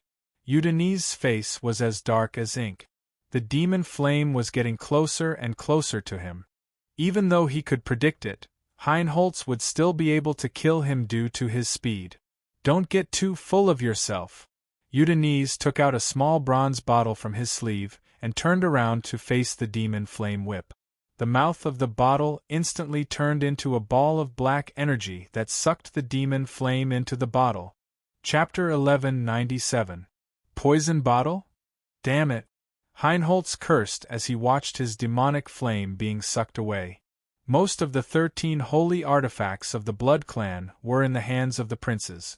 If not for Prince Sargeras as her father, a fourth-generation Blood Clan member like Lilith would not have the opportunity to wield one.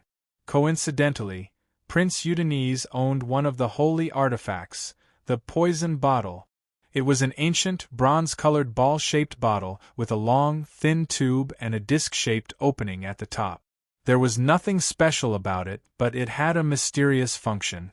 According to the user's ability, it could absorb the demonic flame formed by the blood essence. This was one of the special abilities of the poison bottle. You want to defeat me with the demonic flame? You underestimate me. I'll let you have a taste of your own demonic flame. Udinese sneered as a drop of golden blood seeped out of his fingertip. The poison bottle seemed to have smelled an extremely tempting meal as the black energy in the bottle swallowed the blood instantly. *T. Heinholz seemed to have realized something. He quickly retreated and leaped into the air.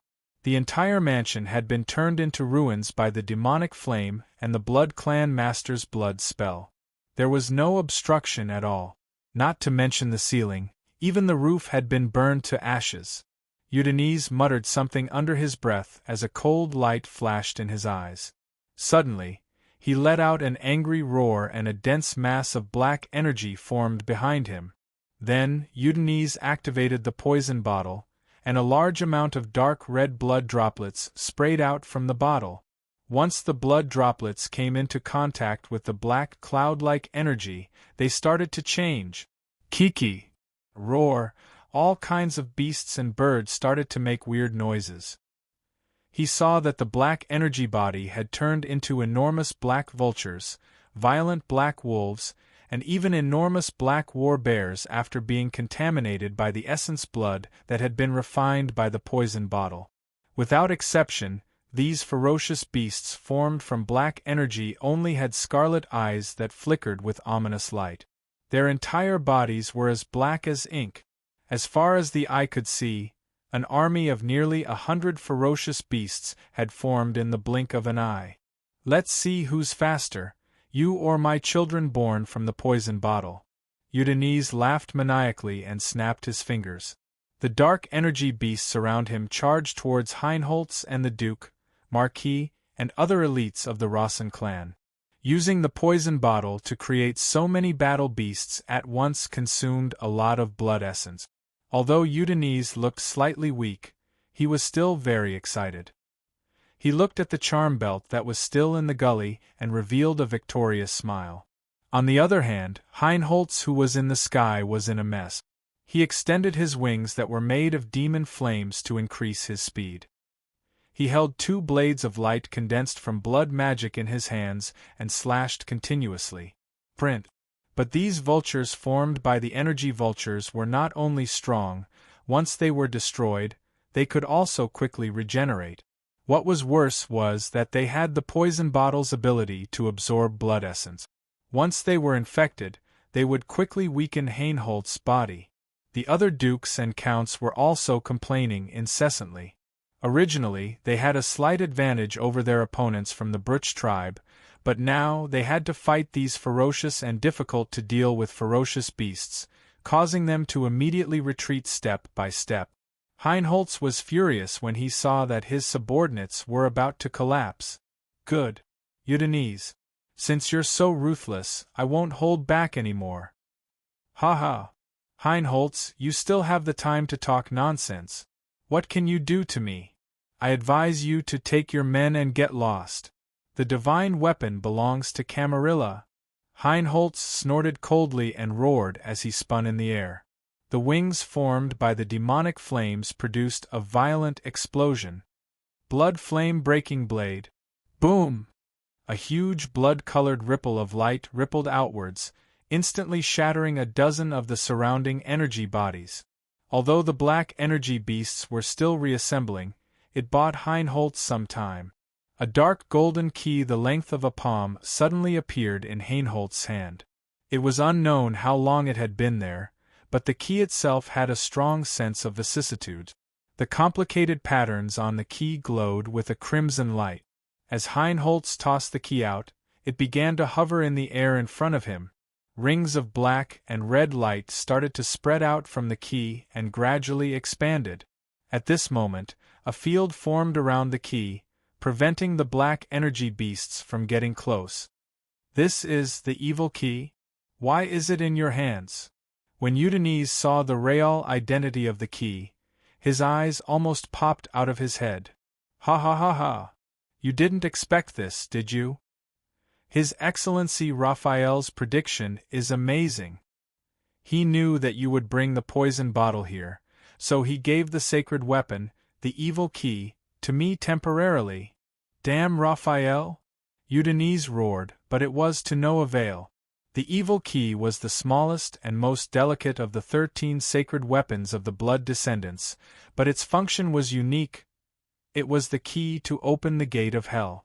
Once the gate of hell was opened, the energy beasts in the mortal world would retreat in fear because that was the territory of the devil god, Satan. According to the history of the gods, although no one knew if the devil god, Satan, as the evil key, ever since it appeared, the gate of hell had never been completely closed. Therefore, the blood descendants who had lived for thousands of years could not help but guess that Satan might be a higher-level god, or else how could he create a world like hell? Of course, the evil key was not able to summon the power of Satan to fight for its user, but the power of the devil of hell was not something the blood descendants could defend against. Open the gate of hell. Following Heinholz's shout, the key rotated 180 degrees in the air. Boom! The rumbling sound of a door opening came from the dark night sky.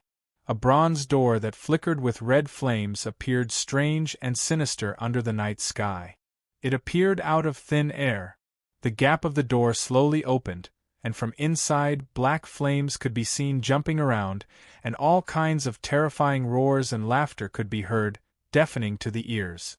The Blood Clan members felt an enormous sense of oppression emanating from the gates of hell. Lin Ruashi, who was hiding in the corner, sat on the ground, looking at the sudden appearance of the black energy beasts and the gate of hell. She was so scared that she did not even dare to breathe loudly. She could not understand what was happening in front of her, and she could only hope that the nightmare would be over soon. Devil. Possession. Heinholz laughed maniacally, and his body opened up. At the same time, a huge blurry shadow rushed out of the gate of hell. Before they could see what the shadow was, it had already entered Heinholz's body. A strange tearing sound came from Heinholz's throat, and his body was like a bloated cotton ball. After his clothes were torn apart, large pieces of muscles grew out.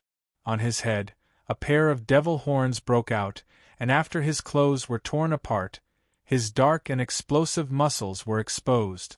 Arg! As if he was in extreme pain, Heinholz clenched his fists, and his body arched, then suddenly opened up.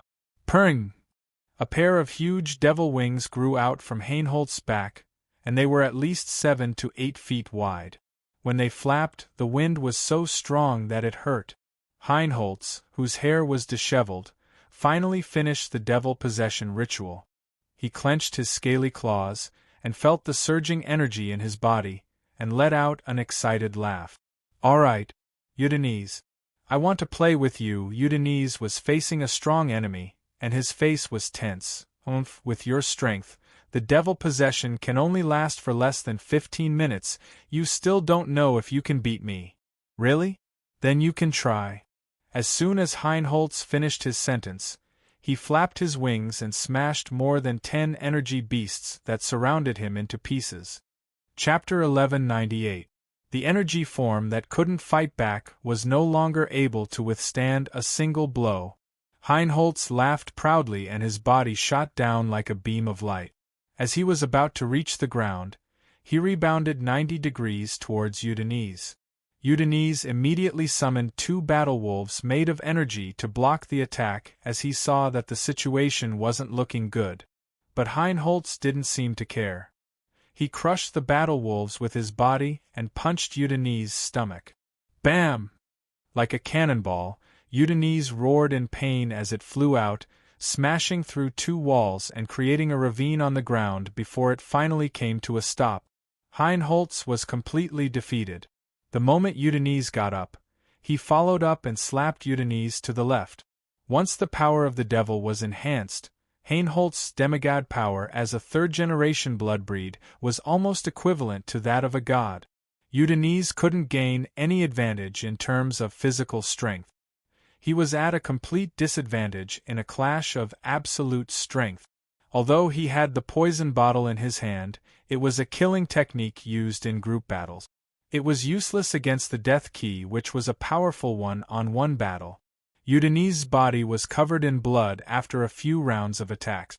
Even though the third-generation blood race's powerful regenerative ability allowed him to recover quickly, his body was still weak. Soon, Eudenese's body started to tremble. Since he used the poison bottle, Eudenese's body was weak and his control over his body was weakened. The black energy form was disappearing and the Russan Dragon clan had the upper hand again. Looks like the outcome is set. Eudenese, your brute clan, if you're done for today, you're going to fall.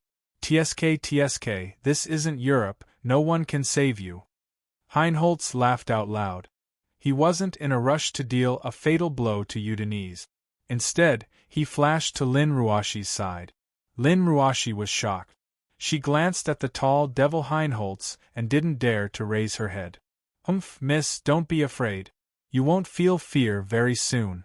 I will gently suck all the blood in your body, Heinholz smiled grimly. He opened one of his hands, and the nails on it extended rapidly. One grab. He grabbed Lin Ruashi's waist and lifted her up. Because of the sharpness of the nails, even if they were only clasped to the side, some parts of the nails still managed to cut through the delicate skin of the woman's waist. The bright red blood soaked through her white nightgown and dyed it bright red. Lin Ruashi moaned in pain.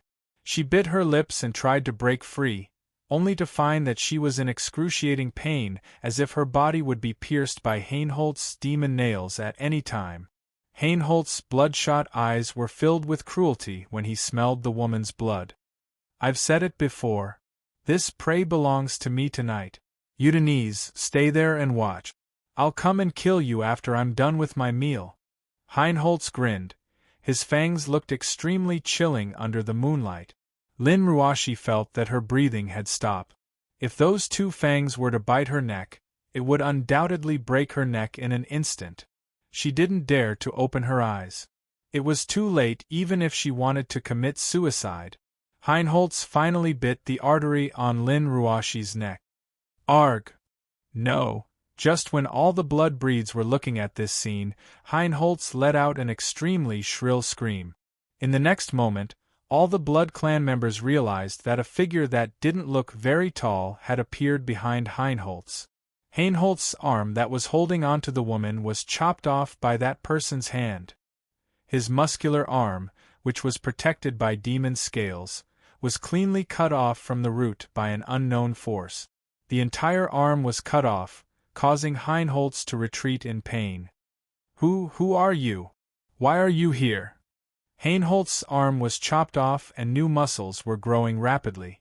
The recovery ability of the Blood Clan was extremely powerful, but he wasn't afraid of losing his arm. His arm could grow back. The problem was that he didn't notice that someone was approaching him. What was more terrifying was that this Asian man didn't even notice how he attacked him. The ability to hide his aura, the speed of lightning, and the ferocious strength made Heinholz's blood vessels bulge. Yang Qing, whose face was as cold as a 1,000-year lake, didn't answer the question of this Blood Clan member. The arm that was quickly withered and turned into ashes was thrown to the ground by Yang Qing. Lin Ruashi's body went limp. She fell to the ground and stared at the man in front of her blankly.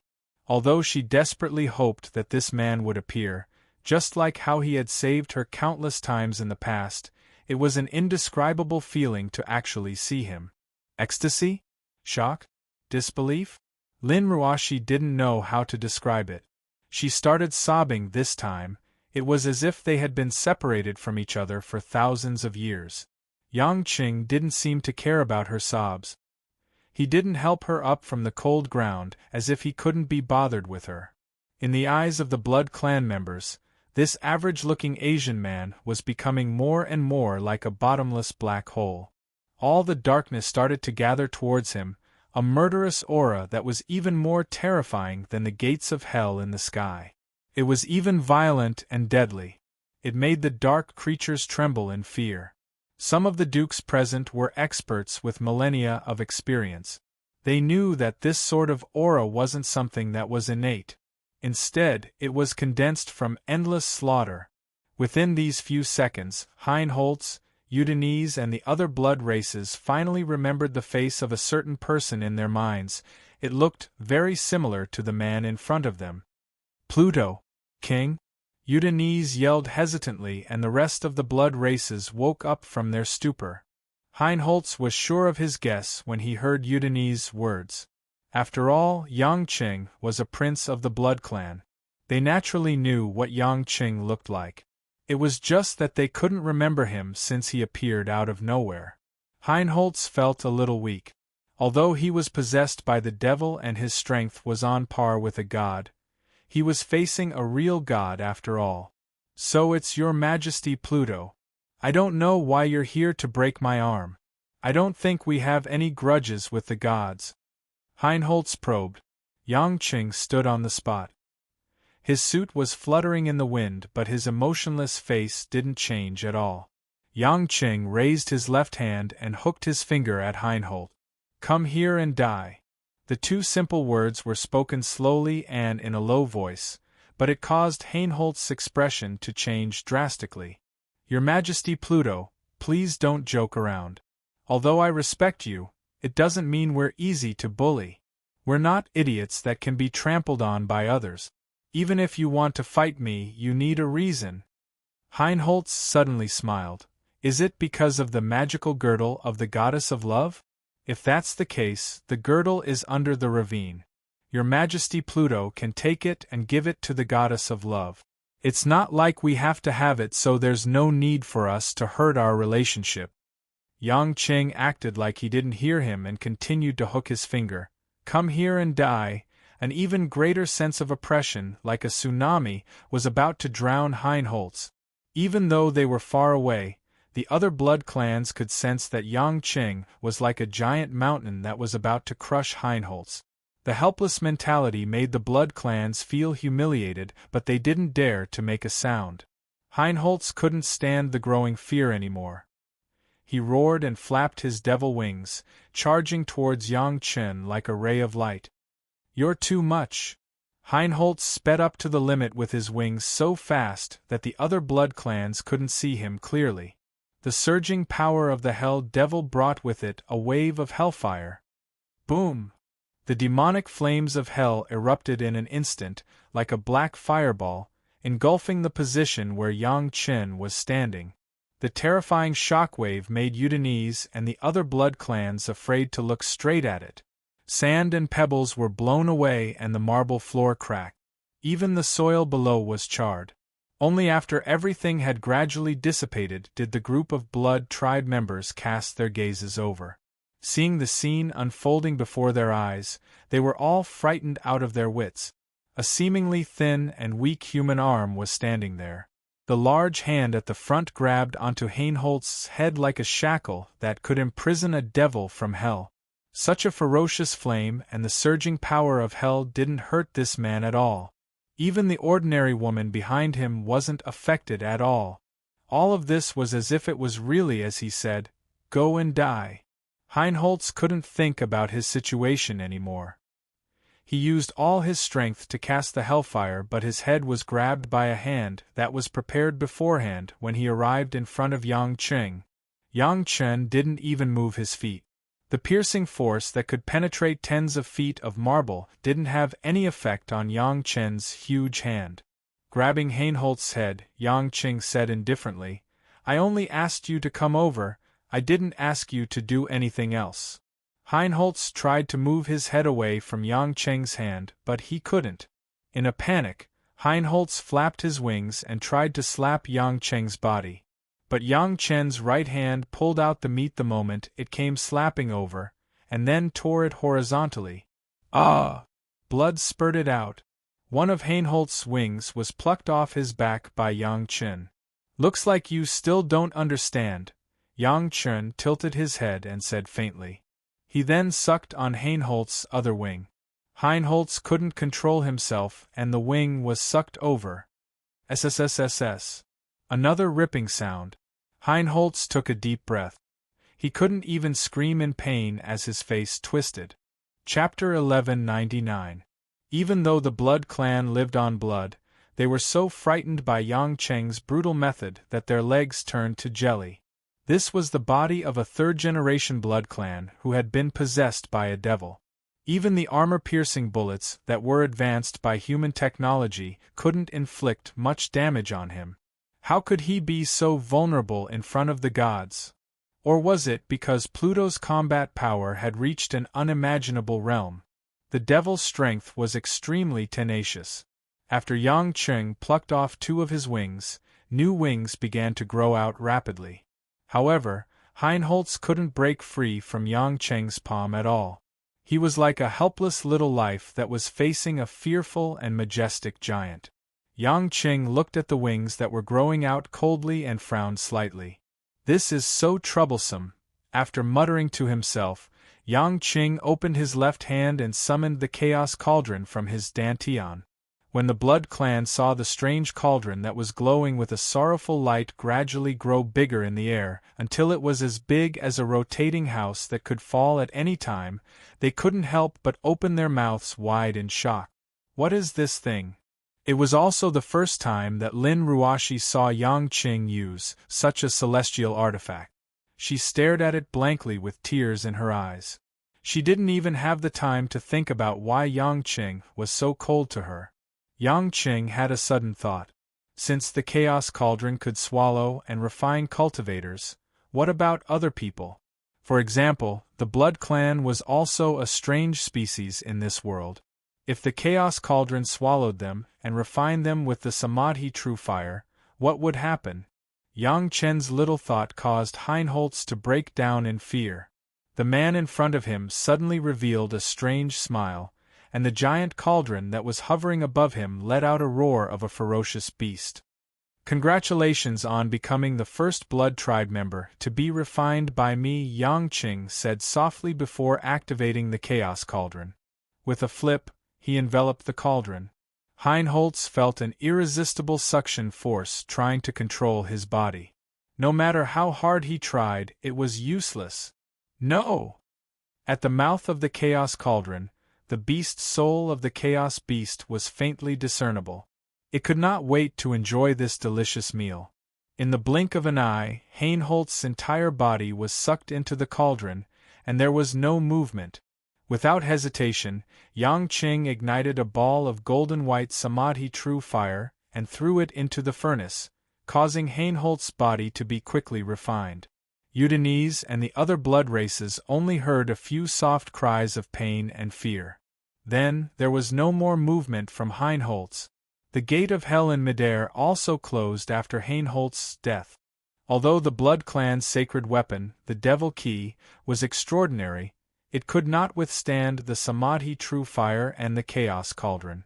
After refining a prince-level blood race, Yang Qing immediately sensed a mysterious feeling coming from the Chaos Cauldron.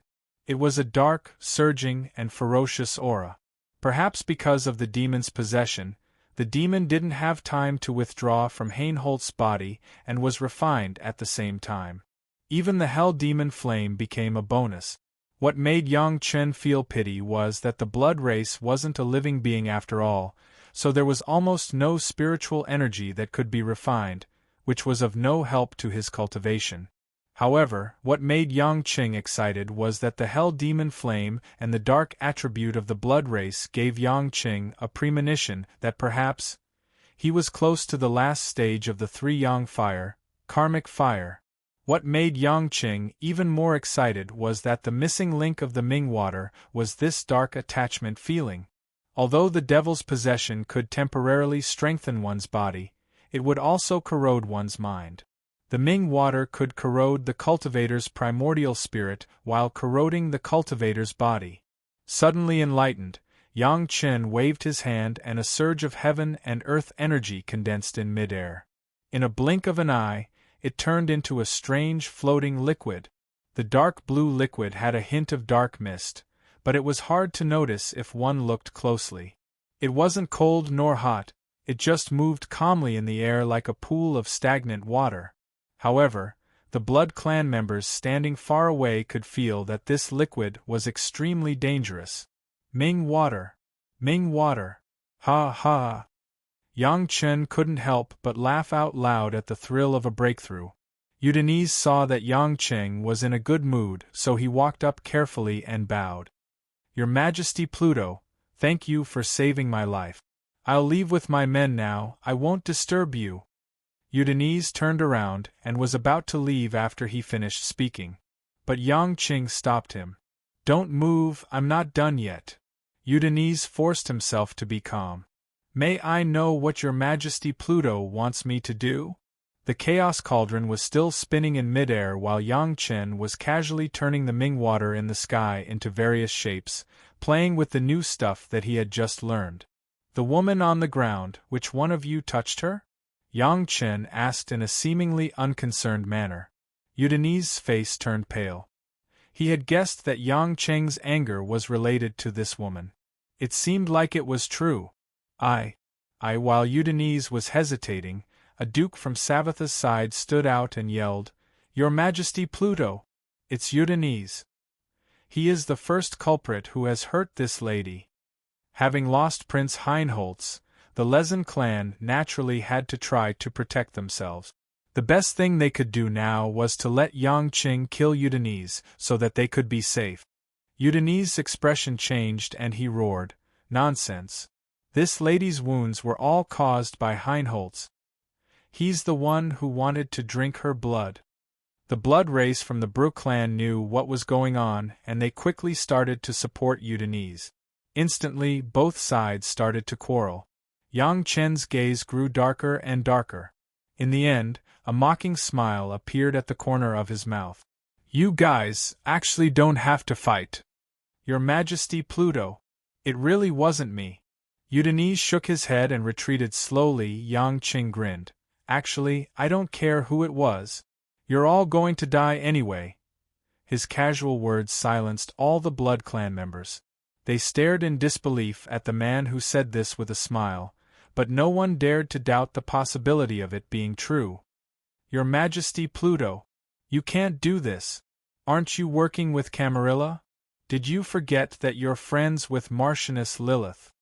Udinese tried to get closer. Friends?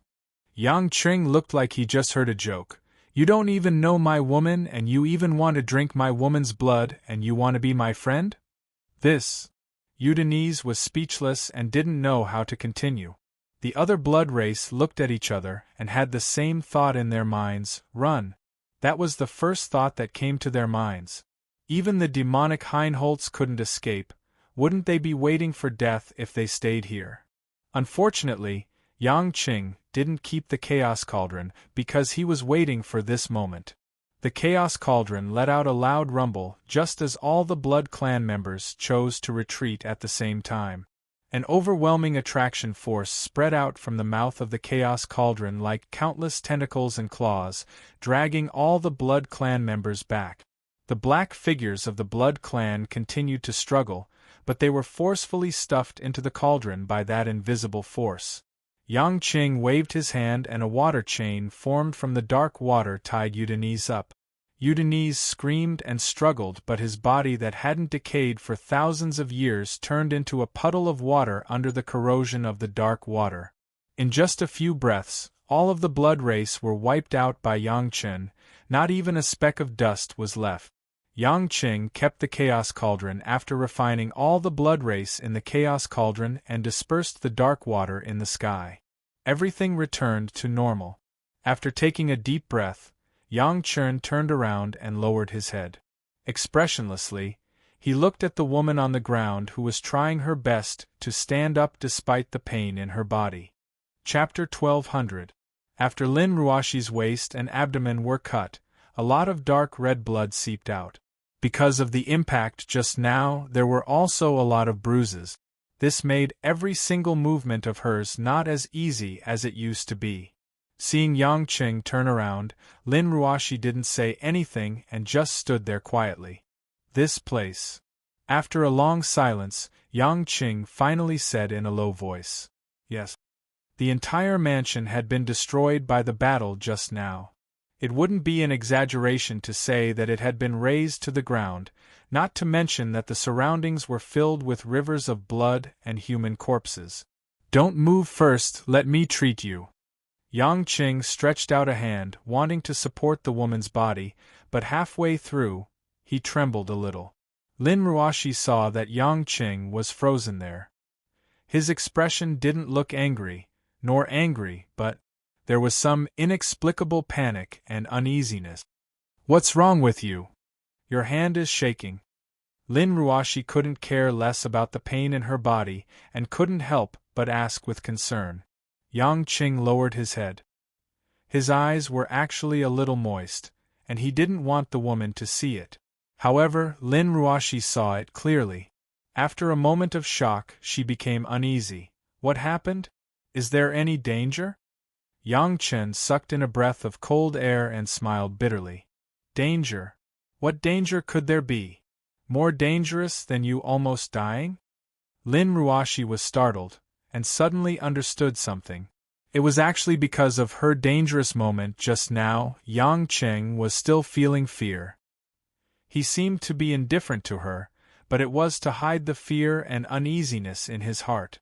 In Lin Ruoxi's memory, she had never seen Yang Qing cry so uncontrollably. How scared and anxious was he to be so cautious? Yang Qing laughed self-deprecatingly. "Do you know, if I was 10 seconds late you would already be a dried corpse. Why did this have to happen to you? Why can't I take good care of you even though I'm alive? Am I really that useless? More than 2 years ago, I had already watched a woman of mine and the child in her stomach leave me. I really don't have the confidence to stand up after experiencing that kind of thing again. Lin Ruoxi, I beg you, even if I die first, don't die in front of me, okay?" Looking at Yang Qing's incomparably ardent eyes, a deep sense of guilt made Lin Ruoxi feel uncomfortable. "Actually, don't say anything." Yang Chen interrupted her and took out the Fengxiang bracelet that Lin Ruoxi refused to wear again from his sumer ring. "I know you think I'm selfish. Why should I ask you for this when I've done something wrong? I won't force you to forgive me, and I can't guarantee that I won't make you angrier, but I beg you, at least wear this bracelet. At least, it will make me feel more at ease. It's also for your own good, isn't it?" Lin Ruoxi took a deep look at Yang Qing. This time, she did not refuse. She took the bracelet and put it on. At this moment, a few cars drove up from the mountain road in the distance. They were the people from the Sword in the Stone who had rushed over but were still too late. All the battles here had only lasted for about 10 minutes. Yang Qing could arrive here in an instant, but the people from the Sword in the Stone had to spend a lot of effort. Lola and the others got out of the car, and when they saw the corpses all over the ground, they stopped in their tracks in shock. When they saw the belt that was emitting a golden radiance lying quietly in the huge ravine on the ground, they couldn't help but reveal expressions of excitement. However, the sudden appearance of Yang Qing surprised Laura and the others, and they began to speculate. After all, there were human corpses all over the place, and Yang Qing was the only living person here. They had to blame this massacre on Yang Qing. Yang Qing understood what they were thinking, but he did not bother to explain. He had killed countless people, and he did not mind being infamous. Lin Ruoxi was confused when she saw these strangers, but Yang Qing had already pulled her over. He activated the Endless Resolve Restoration scripture and started to heal the wounds on his body. "Damn it, we're too late. This demon, he's already killed everyone." Prince cursed. Laura immediately reprimanded him. "Shut up, Prince. Haven't you had enough? That's strange. Why are there no corpses of the vampires? Did the vampires all escape?" Someone was puzzled. Just when everyone was hesitating, Yang Qing had already healed Lin Ruoxi's flesh wounds, and he walked toward the huge ditch. Under everyone's nervous gaze, Yang Qing waved his hand, and the magical belt flew from the ground into Yang Qing's hand. After weighing it for a moment, Yang Qing could not help but chuckle. "Although I don't know who placed this belt here, I have to tell you that this is just an empty shell, but its function is defective." The people from the Sword in the Stone were silent. Obviously, they did not believe it, but they did not dare to act rashly because of Yang Qing's strength. Yang Qing looked at them mockingly, and suddenly threw the belt, throwing a ball of Nan Mingli fire. Bang! The charming girdle, shining with golden brilliance, was directly burned to ashes. The people from the sword in the stone were stunned. They did not expect Yang Qing to suddenly do this. Clapping his hands, Yang Chen smiled and said, "All right, although I don't know who's behind this prank, I'm sorry to tell you guys that you've come here for nothing. The people from Yellow Flame Iron Brigade are still monitoring you guys. I advise you to return to England as soon as possible in case something happens to your own country. After all, this incident might be a diversion. You have to know that a long night is fraught with trouble." Laura and the others also understood this point, so they nodded to each other and bowed to Yang Qing. "Thank you, Your Majesty Pluto, for informing us. We will leave Huaxia now." The group did not waste any time, and after getting into the car, they immediately left. Lin Ruoxi walked forward, and looking at the corpses, she felt extremely disgusted. "What should we do here? Should we let the police handle it?" Yang Qing shook his head. "Don't worry, the people from Yellow Flame Iron Brigade will come to clean up. Let's go back." Because Lin Ruoxi was still in her pajamas, Yang Qing did not hesitate. He directly carried the woman, and in the blink of an eye, they returned to the western suburbs villas. After reaching home, he called Mother Wang. When Mother Wang heard that Lin Ruoxi was finally willing to come home, she was also overjoyed. Only Xiao Qiqing felt a little resentful, because her biological mother had to live separately from her again. But for Mother Wang, she was also used to living with Lin Ruoxi, so she did not care much about her daughter's complaints. When Lin Ruoxi came to the second floor, she hesitated between her room and Yang Cheng's room for a while, but in the end, she still chose Yang Cheng's room. Although it was a little awkward to sleep together as soon as they came back, as long as Lin Ruoxi thought of Yang Cheng's painful expression just now, her heart would soften.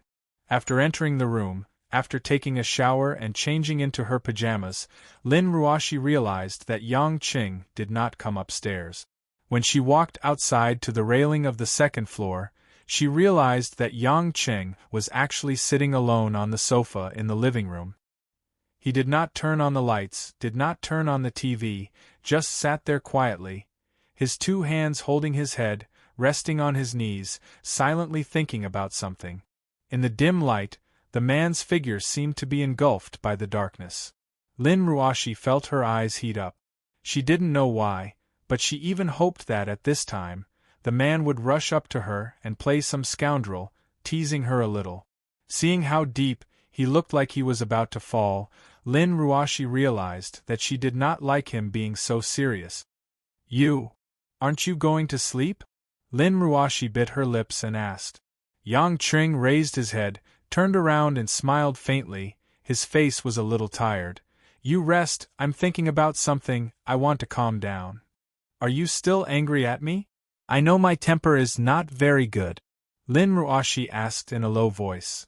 "Don't think too much, it's my own reason, it has nothing to do with you."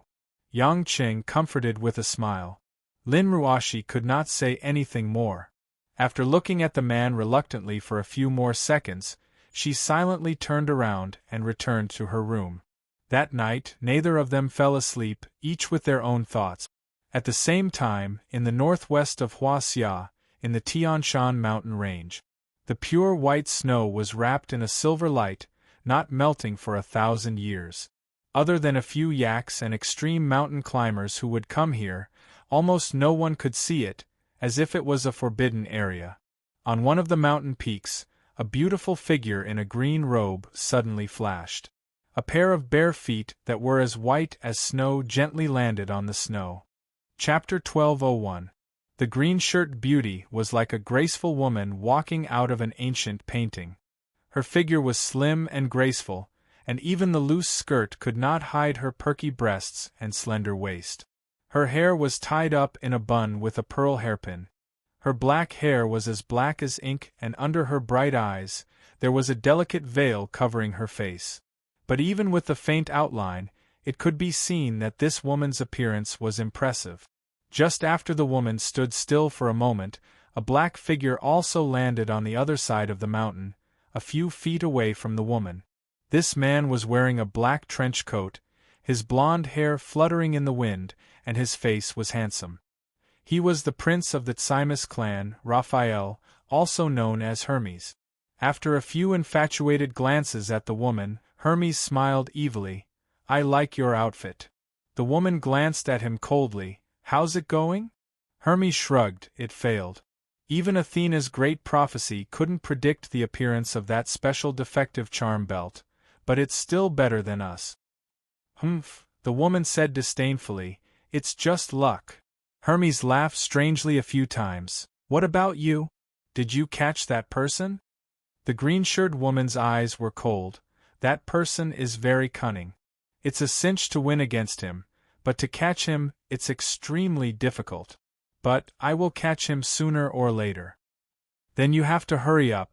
Athena has found Gaia's heart. Although there are many interludes in her plan, she has always been pushing it forward. If we wait until she completely launches the whole plan, then we won't have a chance. Do you think her plan will really go so smoothly?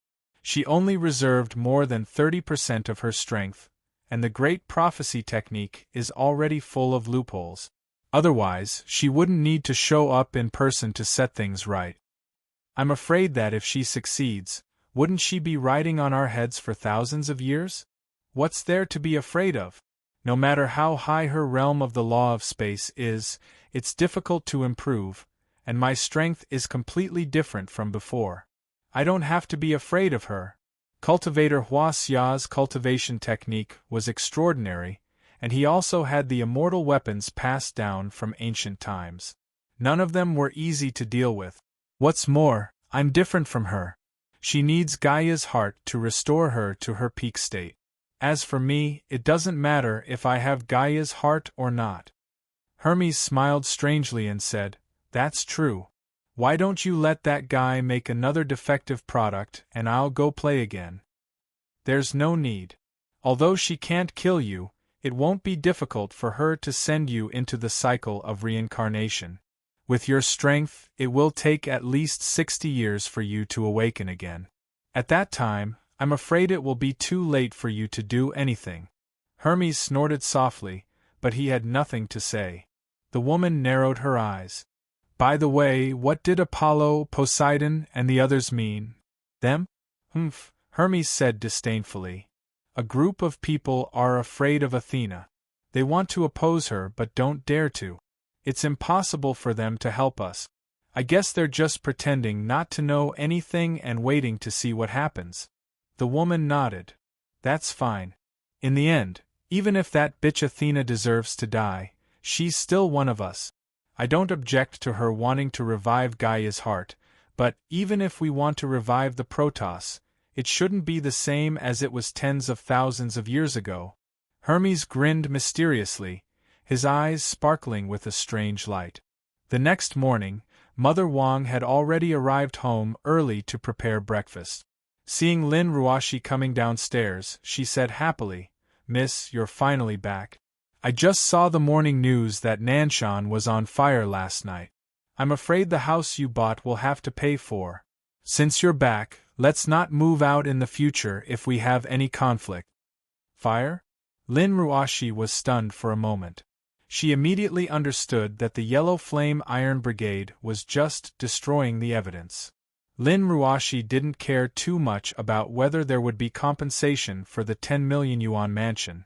She looked around and saw that Yang Qing wasn't home. She couldn't help but ask, "Mother Wang, where did Yang Qing go?" Mother Wang shrugged helplessly. "I'm wondering too.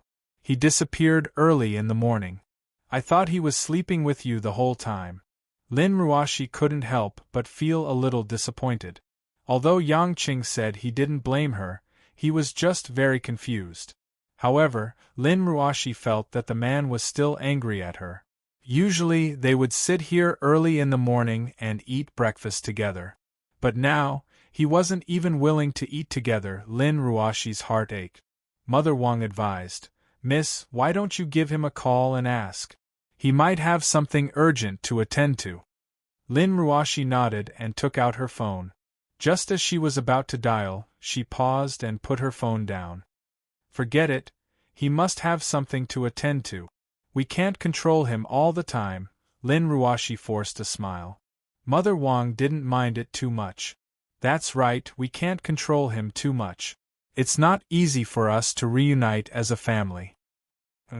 Mother Wang, I'm going to the airport to pick up Lan Lan tomorrow afternoon. I'll make more delicious food, but don't make it too greasy.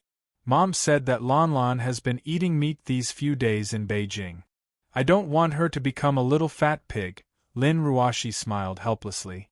Mother Wang was naturally overjoyed. She nodded quickly. I know, I miss this little baby so much. Leave it to me. Miss, don't you have to work today? Let's go early after eating. Lin Ruoshi nodded and sat down with a smile. She picked up the spoon and was about to open her mouth. She couldn't help but look at the empty seat where Yang Qing usually sat. She felt sad. Yanjing, Ning family's courtyard. Although it had snowed a few times in Beijing this winter, the sun today was extremely bright. It was so warm that it made people sleepy. In the courtyard, Ning Guangyao, Ning Xian, and Ning De sat at the stone table and drank freshly brewed Dahong Pao tea. It was also an afternoon of fun. This secular world is indeed not conducive to cultivation. There are too many temptations in the secular world. There are too many flashy things that really wear away one's Tao heart. Ning De tapped the stone table with one hand and sighed leisurely. Ning Guangyao said sensibly, Elder Ning De, cultivating one's character and temperament is actually a form of letting nature take its course. You don't have to be too rigid about it. Haha, not bad. You're indeed a talent to be a premier. What you said makes sense. Ning De picked up the teacup and took 2 sips. Ning Xian snorted in disdain. It doesn't matter if we cultivate our character here.